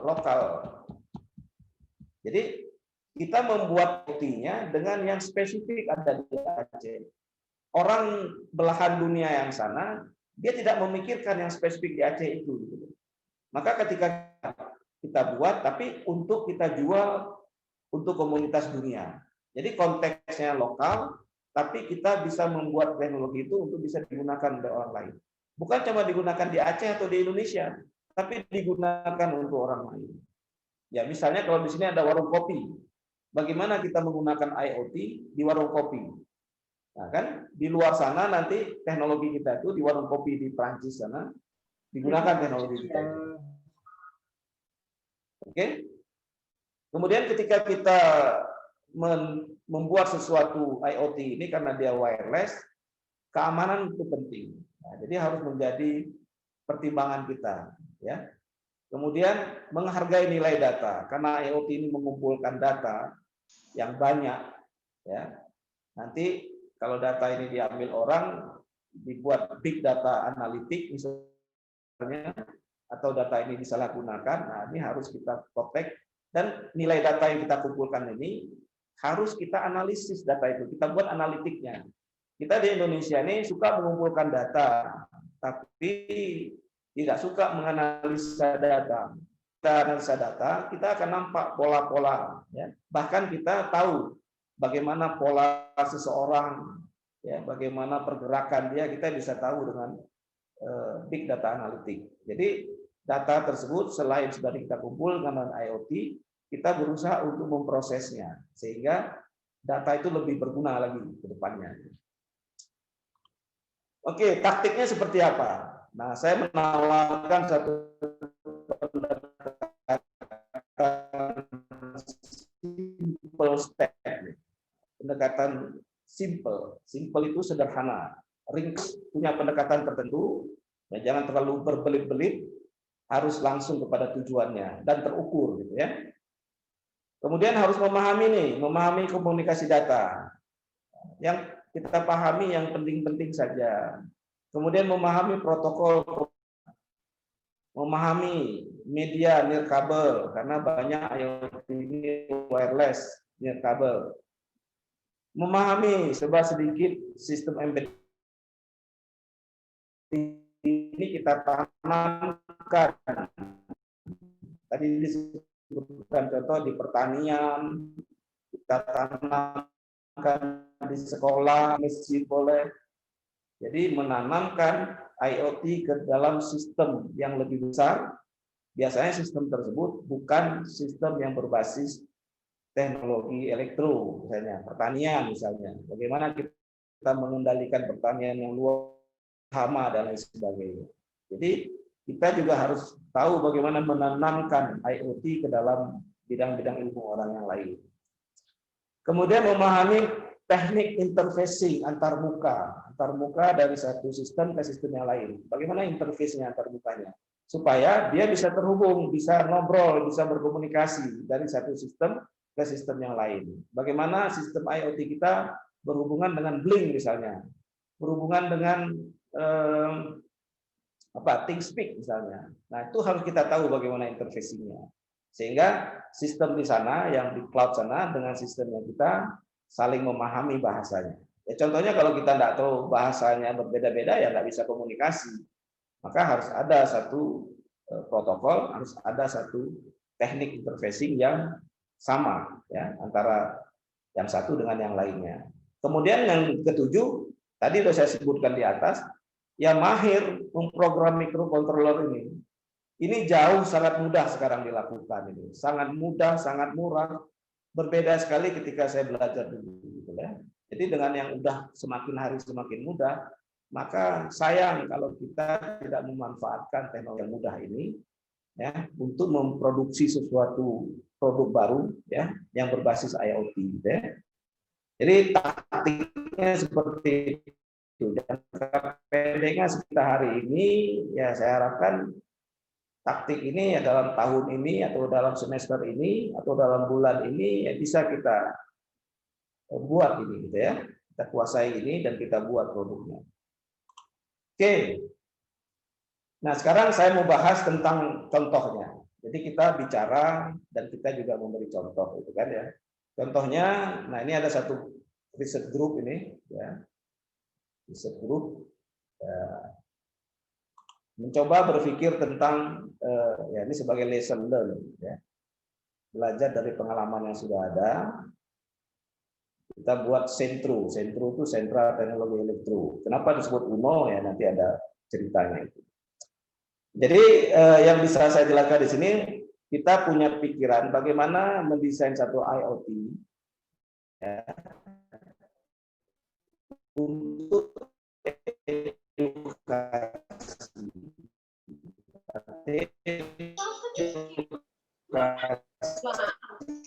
pendidikan. Bagaimana IoT dan MCU programming, artinya programming MCU ini microcontroller unit programming, gitu kan? Yang ada gitu. Pak Bangzi sudah memperkenalkan Arduino luar biasa sehingga ya artinya microcontroller programming sangat mudah dengan hadirnya Arduino Uno. Nah, maka kita gabungkan ini membuat satu produk ya yang bisa menggabungkan standar Arduino dengan bisa IoT. Nah, maka saya sudah coba saya realisasikan ke KiCad ya, mengorder PCB-nya dan komponennya. Saya sudah coba ya, ini saya jelaskan sekarang. Saya punya yang meneliti sedikit-sedikit ini, saya punya pendekatan ini saya gambarkan. Di mana ada target yang harus saya capai ya, berdasarkan problema yang ada. Ya, saya tahu apa faktor-faktor yang dibutuhkan, kemudian bagaimana metode-metode yang akan saya terapkan sehingga bisa muncul suatu produk yang baru lah gitu ya. Jadi identifikasi problema yang kita misalnya menghemat menghemat listrik di rumah tangga misalnya. Apa yang mau ditargetkan? Apa penyebabnya? Faktor-faktor penyebabnya? Apa tekniknya? Ya, salah satunya barangkali IoT kita terapkan. Ya, kemudian ada algoritma pintar di sini, atau apalagi desain yang simple misalnya. Jadi dengan pendekatan riset seperti ini, ya kemudian saya perkenalkan lagi nih simple step. Apa itu simple? Ada 6 level, 6 tahap. Set point berarti kita tetapkan tujuan kita apa, kemudian kita lihat, kita inputkan teknologi yang kita tahu, ya, kemudian kita ukur, ya, antara yang ada teknologi dengan yang kita inginkan, ukur seberapa capaian yang sudah ada, kemudian kita perbaiki, kita optimasi, kita lakukan perbaikan lagi, ukur lagi, optimasi, sampai kita anggap sudah cukup, maka kita evaluasi. Dapatlah produk yang lebih baik daripada yang sudah kita tahu sebelumnya, seperti itu. Ini yang saya perkenalkan simple step. Nah, waktu kita mendesain satu IoT gitu kan, IoT, ya langkah pertama yang utama itu yang saya sebut tadi, bagaimana mindset kita. Minimal kita bisa men-sketsa dulu. Sketsa ide yang ada di benak kita buat dalam bentuk coretan-coretan, ya. Ini namanya model konseptual ini seperti ini. Oh, saya mau buat seperti ini, bentuknya seperti Arduino Uno, tapi di sini ada ESP01 yang bisa dicopot-copot di sini. Nah, ini perlu ada LED warna-warni, ya, RGBY, ini sebagai output. Ini misalnya perlu potensiometer atau trim pot di sini untuk mengkalibrasi inputnya. Buat seperti ini, pikirkan terus, pikirkan terus, pikirkan terus. Nah, kemudian kita bisa, ya ini saya sebutkan, bisa kita outsource.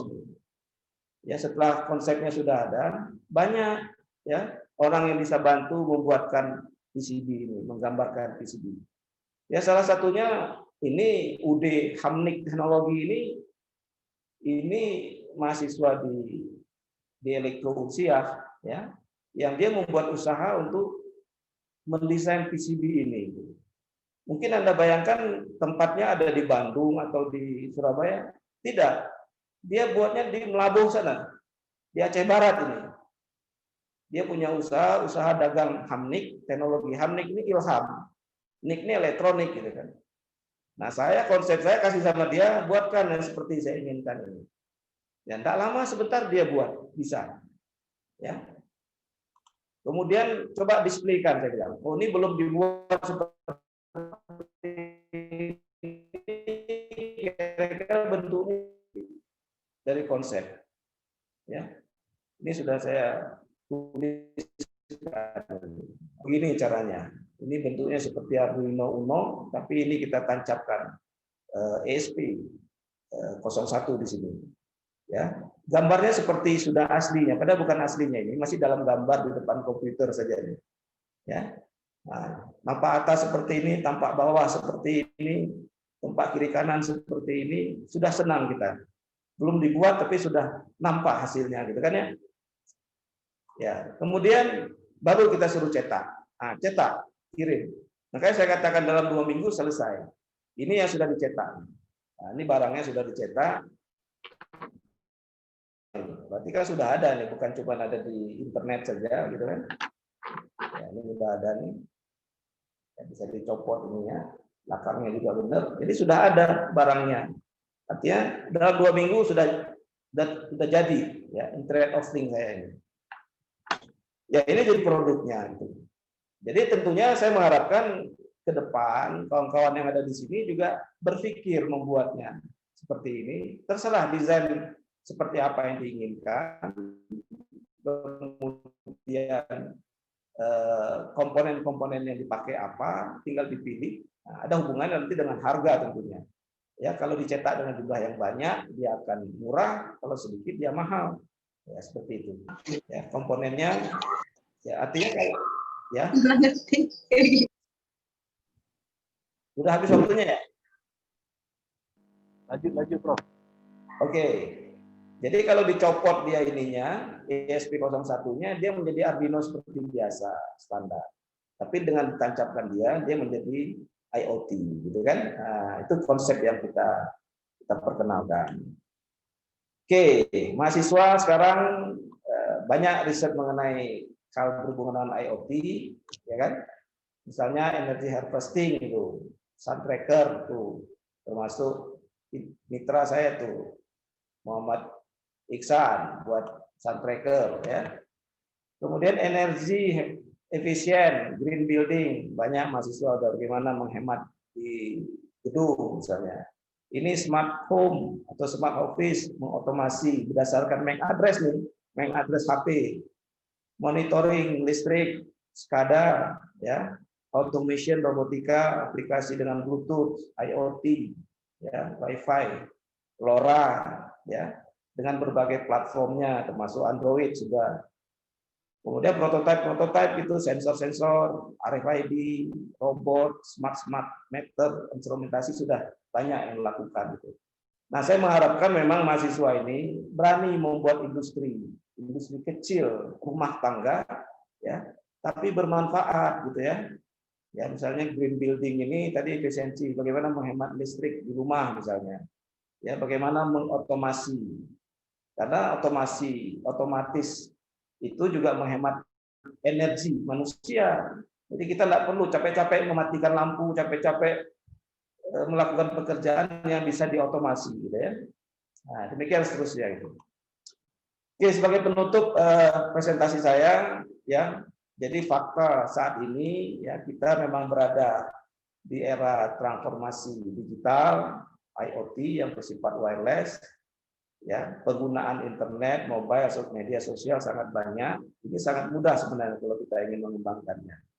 Kemudian infrastruktur sebagai backbone untuk komunikasi sudah luar biasa merata di Indonesia ini. Ya, kemudian ekosistem digitalnya juga sudah sangat memadai. Kemudian orang Indonesia terkenal kreatif, potensi talenta, bakatnya sangat tinggi. Tinggal diubah sedikit menjadi ekonomi digital, artinya digital yang menghasilkan uang, gitu kan. Nah, namun juga harus ada dampak negatifnya, karena kita lihat sekarang teknologi IT, IoT ini disalahgunakan, ya, kamera di mana-mana sehingga kita tidak berani, ya, sembarangan takut nanti disalahgunakan. Nah, oleh karena itu, ya, masing-masing kita yang hadir di sini perlu berkontribusi aktif. Ya, berkontribusi memberi sumbangan apa yang kita bisa dalam bentuk ide, dalam bentuk produk, ya, ke pasar IoT. Pasar itu berarti pertemuan antara konsumen dan produsen. Kita produsennya, masyarakat konsumennya. Kita harus hadir di pasar IoT tersebut sehingga mereka tahu apa yang kita punya, ya, sehingga mereka mau willingness to pay tadi untuk menerima teknologi yang kita tawarkan tersebut. Jadi kita bisa menawarkan solusi, service, ya, misalnya remote monitoring, data management, analytics, security solution, professional service, managed service, ya, education, tadi juga disebutkan, pendidikan seperti apa, healthcare, kesehatan seperti apa, bahkan manufacturing, membuat pabrikasi seperti itu. Jadi itu yang bisa saya sampaikan nih, Bapak Moderator. Saya mengharapkan nanti akan ada diskusi, ya, ada question and answer. Dan slide tadi sudah saya sampaikan, ini saya masukkan ke dalam ini, sudah ada di sini, ya. Kalau bisa alamatnya bisa saya share. Kalau perlu email saya adalah ini Yuwaldi Indonesia ACID. Ya, seperti itu. Ini sebentar lagi saya masukkan ke chattingnya di Zoom ini. Demikian Pak Moderator, terima kasih dengan sabar bisa mendengar. Semoga ada manfaatnya. Amin. Baik, terima kasih sebesarnya Prof atas pemaparan materinya yang sangat luar biasa. Jangankan mahasiswa, saya sendiri ada banyak hal baru yang dapat saya temukan, khususnya dalam hal mencari-cari ide, mencari suatu gagasan yang memang gagasan itu bukan hanya berbentuk inovasi, tetapi juga ada keuntungannya, artinya bisa kita pasarkan dari inovasi tersebut. Satu hal yang memang menarik bisa saya angkat juga tadi, Prof, bahwa bagaimana kita bisa melahirkan suatu inovasi yang sesuai dengan kondisi daerah kita atau local wisdom. Artinya dengan adanya inovasi yang sesuai dengan daerah kita, itu akan menjadi suatu hal yang sangat menarik yang memang bisa kita pasarkan dan menjadi suatu penemuan yang memang bisa kita pasarkan lagi nanti ke daerah-daerah yang lainnya. Luar biasa Prof, makasih Prof. Saya juga banyak ilmu juga yang saya dapatkan hari ini yang memang sangat bermanfaat. Ada banyak catatan yang saya catat di sini yang memang salah satu hal yang memang yang jadi kata kunci yang saya coba catat tadi, bahwa hal yang penting yang perlu kita pikirkan adalah ide ya. Apa ide yang bisa kita sumbangkan yang memang bisa untuk membantu masyarakat, khususnya di bidang teknologi.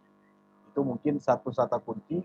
Yang kedua adalah bagaimana kita bisa menciptakan suatu inovasi di bidang teknologi dan juga inovasi tersebut bisa menghasilkan income bagi kita dengan kita menjualkannya kepada orang yang lain. Baik, terima kasih Prof atas pemaparan materinya. Mungkin ini ada di fitur chatting, ada 2 penanya yang sudah menanyakan. Ada 2, dari yang pertama dari Muhammad Khairul Amar, yang kedua ini dari Muhammad Adi. Mungkin Prof bisa melihat atau saya bacakan aja pertanyaannya. Yang pertama ini dari mahasiswa Winaraniri, Muhammad Khairul Amar, bertanya bagaimana cara memanajemen produk yang telah dibuat dan ingin dipasarkan. Karena ini sehingga tidak terjerat berbagai izin yang berujung kepada penyitaan produk. Mungkin ini menarik Prof, karena Indonesia sekarang mungkin ketika ada suatu inovasi yang memang dibuat, tapi itu terkendalanya dengan izin produk, sehingga ujung-ujungnya itu disita Prof. Oke, mungkin itu Prof. Pertanyaan pertama dulu. Baik, terima kasih Saudara Khairul Muhammad ya. Ya, Muhammad Khairul.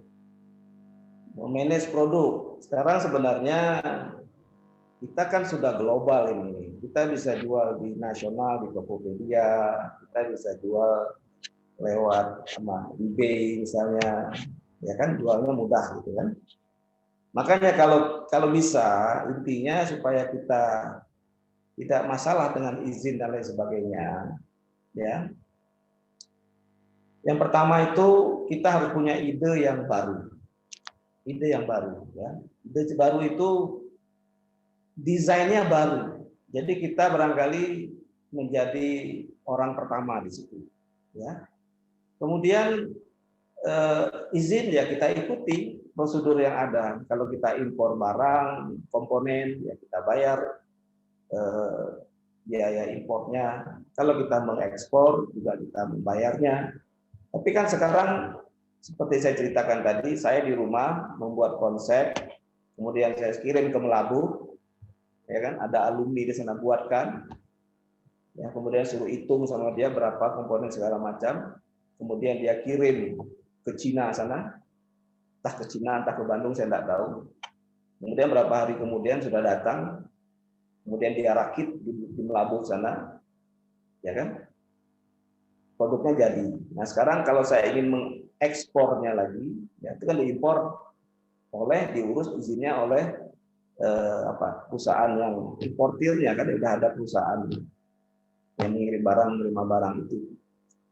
Kemudian saya ingin menjual ke Malaysia, ya sama saja, saya akan meletakkan di website saya atau bisa jual melalui Alibaba misalnya, ya kan, atau Tokopedia, orang bisa mengordernya. Kemudian proses barang itu pergi ke tempat lain, ya itu kan mengikuti izin yang sudah ada. Jadi proses impor kita bayar, ya kalau ekspor juga kita bayar. Jadi itu tidak ada kendalanya. Hanya saja tadi saya sebutkan kita masalah harga. Yang kita punya adalah pengetahuan, ide. Ya, kalau bisa kita membeli di satu tempat, menjual, memikir di sini, menjual langsung ke tempat orang yang menggunakannya. Seperti itu. Misalnya ada orang di satu negara mana, gitu kan ya, yang membutuhkan kita punya ide, kemudian di negara tertentu yang sudah ada pabriknya, ya dari kita, dari negara itu langsung kirim ke negara yang membutuhkan ide kita tersebut. Jadi seperti itu. Tadi sudah saya contohkan caranya, ya diikuti saja caranya seperti itu. Gitu, Pak Moderator. Baik, terima kasih Prof. Kita ada punya beberapa menit lagi, tapi ini saya beri kesempatan dulu bagi penanya yang mungkin ingin bertanya secara langsung. Bertanya secara langsung kepada para narasumber kita. Silakan bisa mengaktifkan raise hand-nya ataupun bisa mengaktifkan mute-nya secara langsung.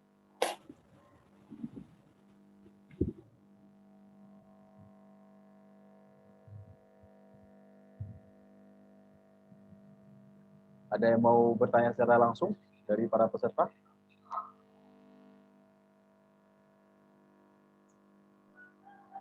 Oh, rasanya ada itu Sri Safiatuddin. Sri Safiatuddin, ada yang memberikan raise hand-nya. Mungkin ingin bertanya. Silakan saja. Waktunya. Oke, silakan.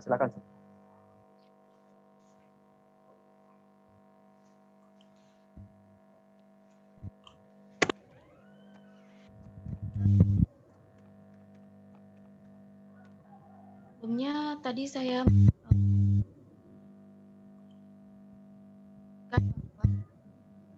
of things salah satunya adalah uang. Jadi di mana dalamnya adalah media. Ini saya tanyakan adalah model atau Internet of Things pada sesuai dengan konsep Internet of Things. Ya, sekian dari pertanyaan saya. Terima kasih Pak. Mungkin saya juga kurang mendengar ya, menangkap ya apa yang ditanyakan. Mungkin karena kendala di sound-nya mungkin itu. Poin-poinnya apa itu poinnya? Poin penting aja. Mungkin jaringannya juga susah ya.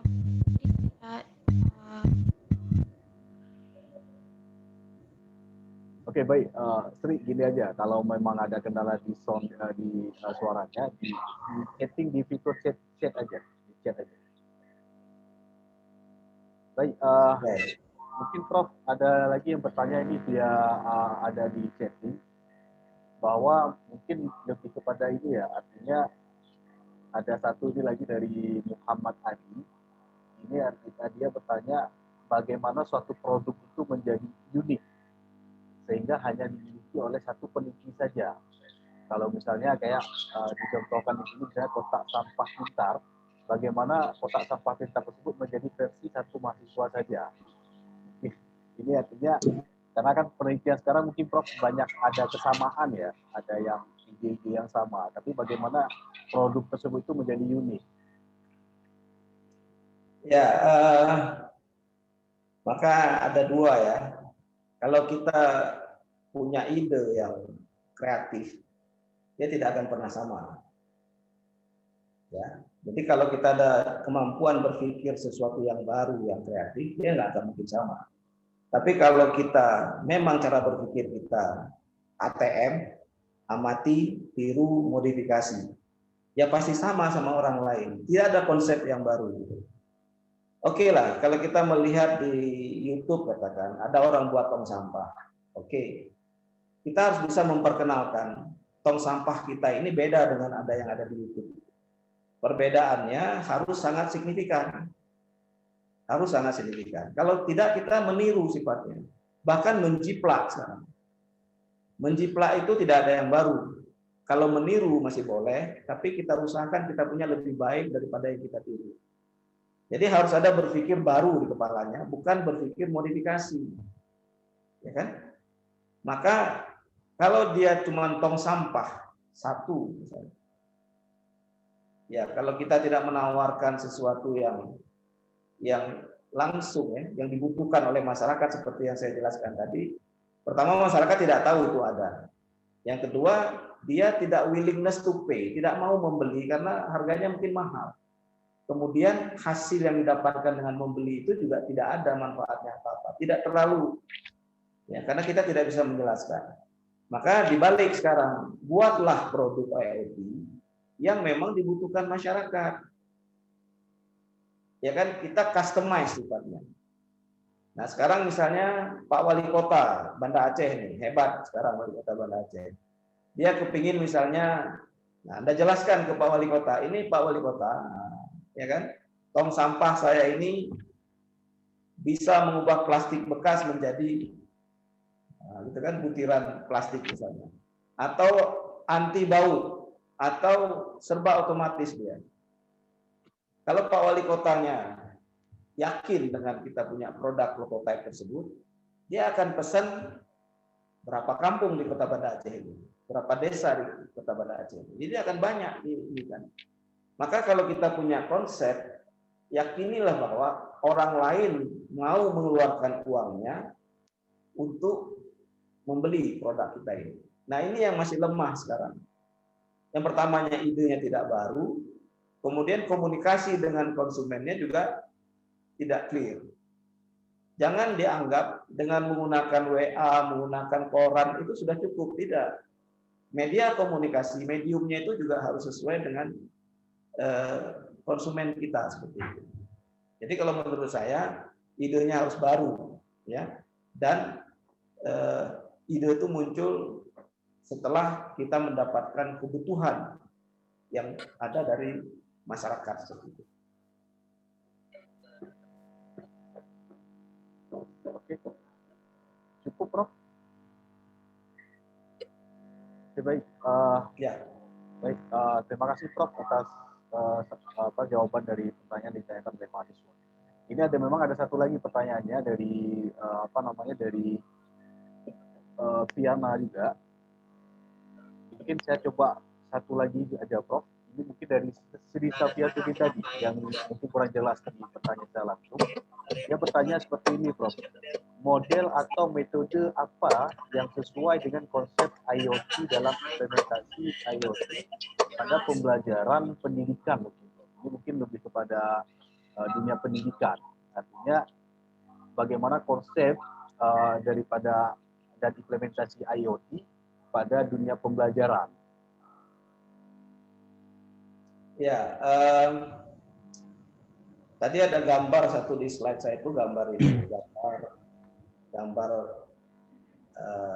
chip ya, atau microcontroller itu. Di bagian kanannya ada tujuan atau target, sebelah kirinya adalah faktor-faktor, ada permasalahan, ada metode. Nah, kita sebenarnya tugas kita menggabung-gabungkan sebenarnya. Jadi yang pertama kita berpikir kritis dulu. Melihat satu problema yang ada dalam bidang kita itu, menjadi pusat perhatian kita itu, kita harus mampu berpikir kritis. Ya. Yang kedua, kita harus berpikir disosiatif, menggabung-gabungkan dua konsep yang berbeda. Misalnya, katakan konsep yang ada di kedokteran digabung dengan yang ada di IT, komputer, dari IoT digabung. Konsep yang ada di pertanian sudah ada sekarang, apalagi yang spesifiknya digabung.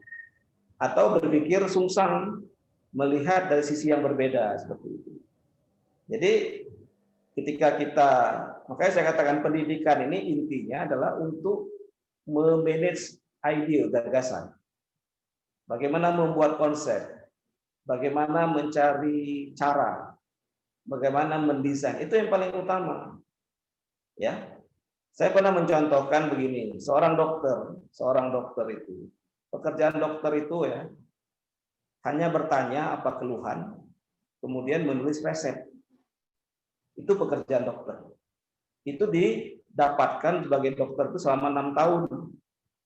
Jadi kalau pasien datang tanya apa keluhannya, kemudian Pak dokternya mendiagnosa keluhan tersebut.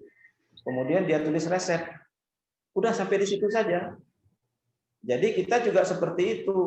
Kalau guru atau seorang sarjana teknik atau alumni nanti dari sini, ya tugas kita apa?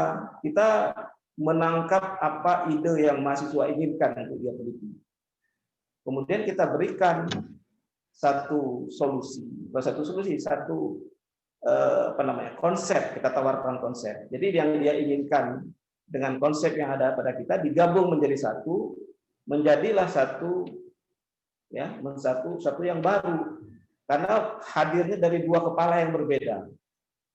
Ya, kalau misalnya mahasiswa itu kan berarti ada satu mahasiswa, dua pembimbing dan co-pembimbing. Berarti sudah tiga kita gabung jadi satu. Nah, kalau penggabungan itu bagus, maka dia akan menghasilkan yang sesuatu yang unik, punya perbedaan yang beda dengan yang ada. Ya, jadi dua saja dia beda, apalagi tiga. Sama dengan manusia, ada bapak, ada ibu. Maka dia akan lahir anak berbeda, tidak sepenuhnya sama bapaknya atau ibunya. Dia digabungkan menjadi satu. Jadi sifat sikapnya akan ada kombinasi keduanya. Produk juga seperti itu. Kalau ada dua ide digabung jadi satu, maka produknya menjadi unik, punya keunikan, ada uniqueness, ada diferensiasi. Dalam bidang ekonomi kan disebut sesuatu produk itu laku dijual karena ada diferensiasi, ada perbedaan dengan produk yang sudah ada di pasaran. Jadi paling mudah seperti itu. Yang kita ajarkan adalah bagaimana cara dia menyusun konsep baru, ya, untuk merealisasikan sebagai satu rancangan. Nah, soal membuat nanti PCB, membuat beli komponen itu bisa suruh orang lain. Seperti dokter tadi, ya kan? Untuk menyuntik bisa dibantu oleh bidan, ya. Obat sudah ada di apotek, sudah ada apoteker yang buat obat. Tugas dia adalah mengidentifikasi keluhan pasien dan memberi diagnosis serta memerintahkan membuat resep. Analoginya sama, ya, analoginya sama. Kalau ada konsumen, katakan Bapak Wali Kota konsumen kita, kita datang, dia bertanya, dia ingin seperti ini kota Banda Aceh ini. Kita menawarkan beberapa alternatif konsep. Kalau dia sepakat, dia akan membeli kita punya produk seperti itu. Ya, jadi harus dimulai dari analogi seperti itu. Jadi jangan selalu mengatakan, oh saya punya bagus, maka harus kalian beli. Tidak ada yang mau beli karena dia tidak butuh itu. Ya gitu kira-kira, Pak Ridwan.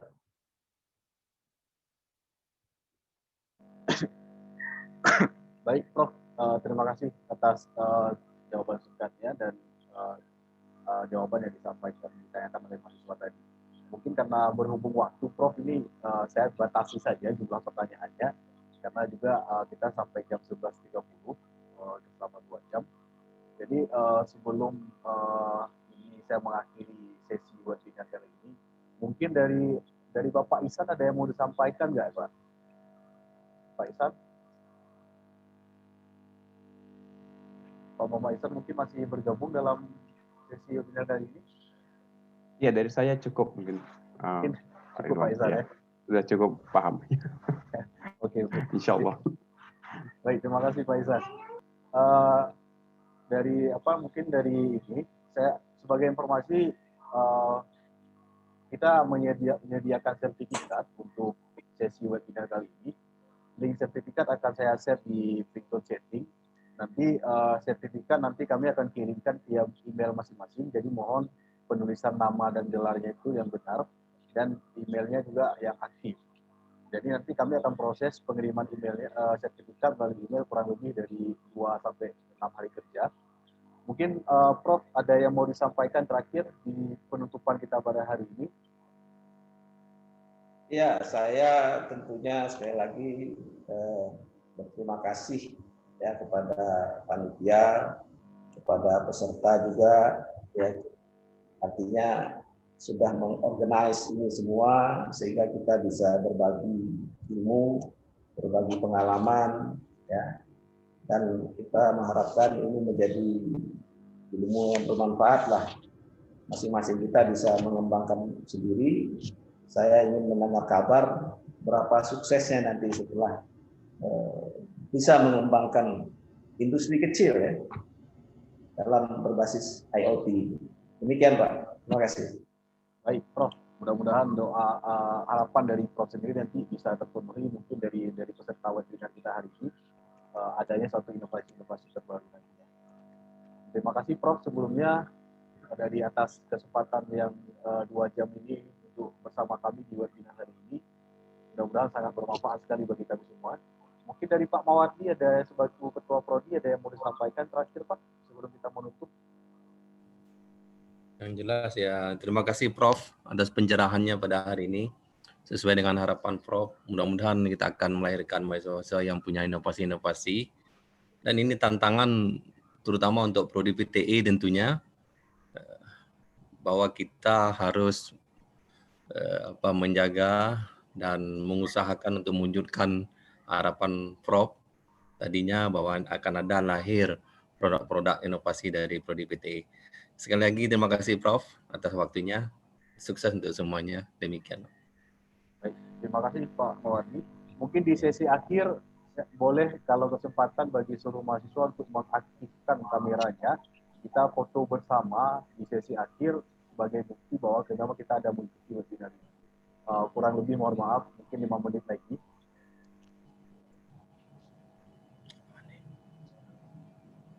Untuk mengaktifkan kameranya, saya akan print screen hasil sebagai bukti bahwa kita ada hadir di webinar pada hari ini. Baik, diaktifkan kameranya. Di slide pertama ini boleh dengan gaya masing-masing. 1, 2, 3. Baik, slide kedua, dan ada 3 slide. Untuk slide keduanya, baik, di slide kedua, saya mulai 1, 2, 3. Oke, di slide terakhir, baik, ada beberapa. 1, 2, 3. Baik, terima kasih sebelumnya atas kesempatan pada hari ini. Untuk link absensi sudah saya share di fitur chatting, bisa diakses semuanya nanti di sana. Prof. Waldi, terima kasih sebelumnya atas kesempatan hari ini. Mudah-mudahan kita bisa bertemu kembali di sesi-sesi selanjutnya, Prof. Oke, terima kasih atas ilmunya pada hari ini. Kepada Pak Mawardi selaku Ketua Prodi, terima kasih atas kesempatan yang diberikan bagi kami dosen-dosen juga untuk membuat acara pada hari ini. Kepada para peserta semuanya, terima kasih. Mohon maaf atas segala kekurangan yang hari ini. Mudah-mudahan nanti ke depan di seri-seri selanjutnya kami akan mencoba memberikan satu topik-topik terbaru yang mengenai tentang teknologi yang khususnya di bidang IoT yang yang memang perlu kita yang memang akan menjadi kebutuhan kita ke depan nantinya. Terima kasih sebelumnya. Mohon maaf atas segala kekurangan. Akhiri salam. Assalamualaikum warahmatullahi wabarakatuh. Waalaikumsalam Warahmatullahi wabarakatuh. Selesai, Mister.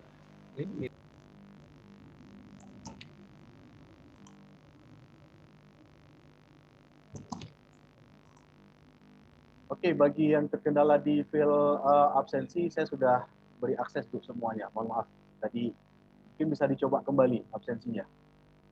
Saya sudah berikan akses untuk semuanya. Satu tadi absensinya seperti biasa ya, mohon di-subscribe akun YouTube kami Prodi Pendidikan Teknik Elektro, kemudian dilampirkan sebagai bukti sudah men-subscribe dari akun YouTube tersebut. Oke, terima kasih. Coba diakses kembali, saya sudah mengubah pengaturannya.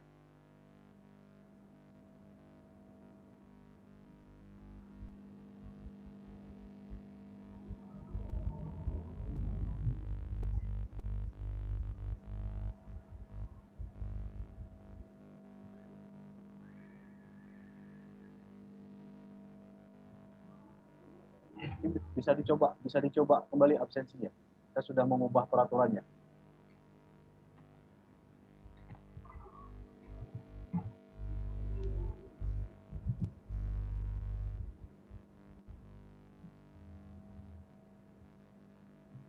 Oke, berarti sudah bisa diakses ya.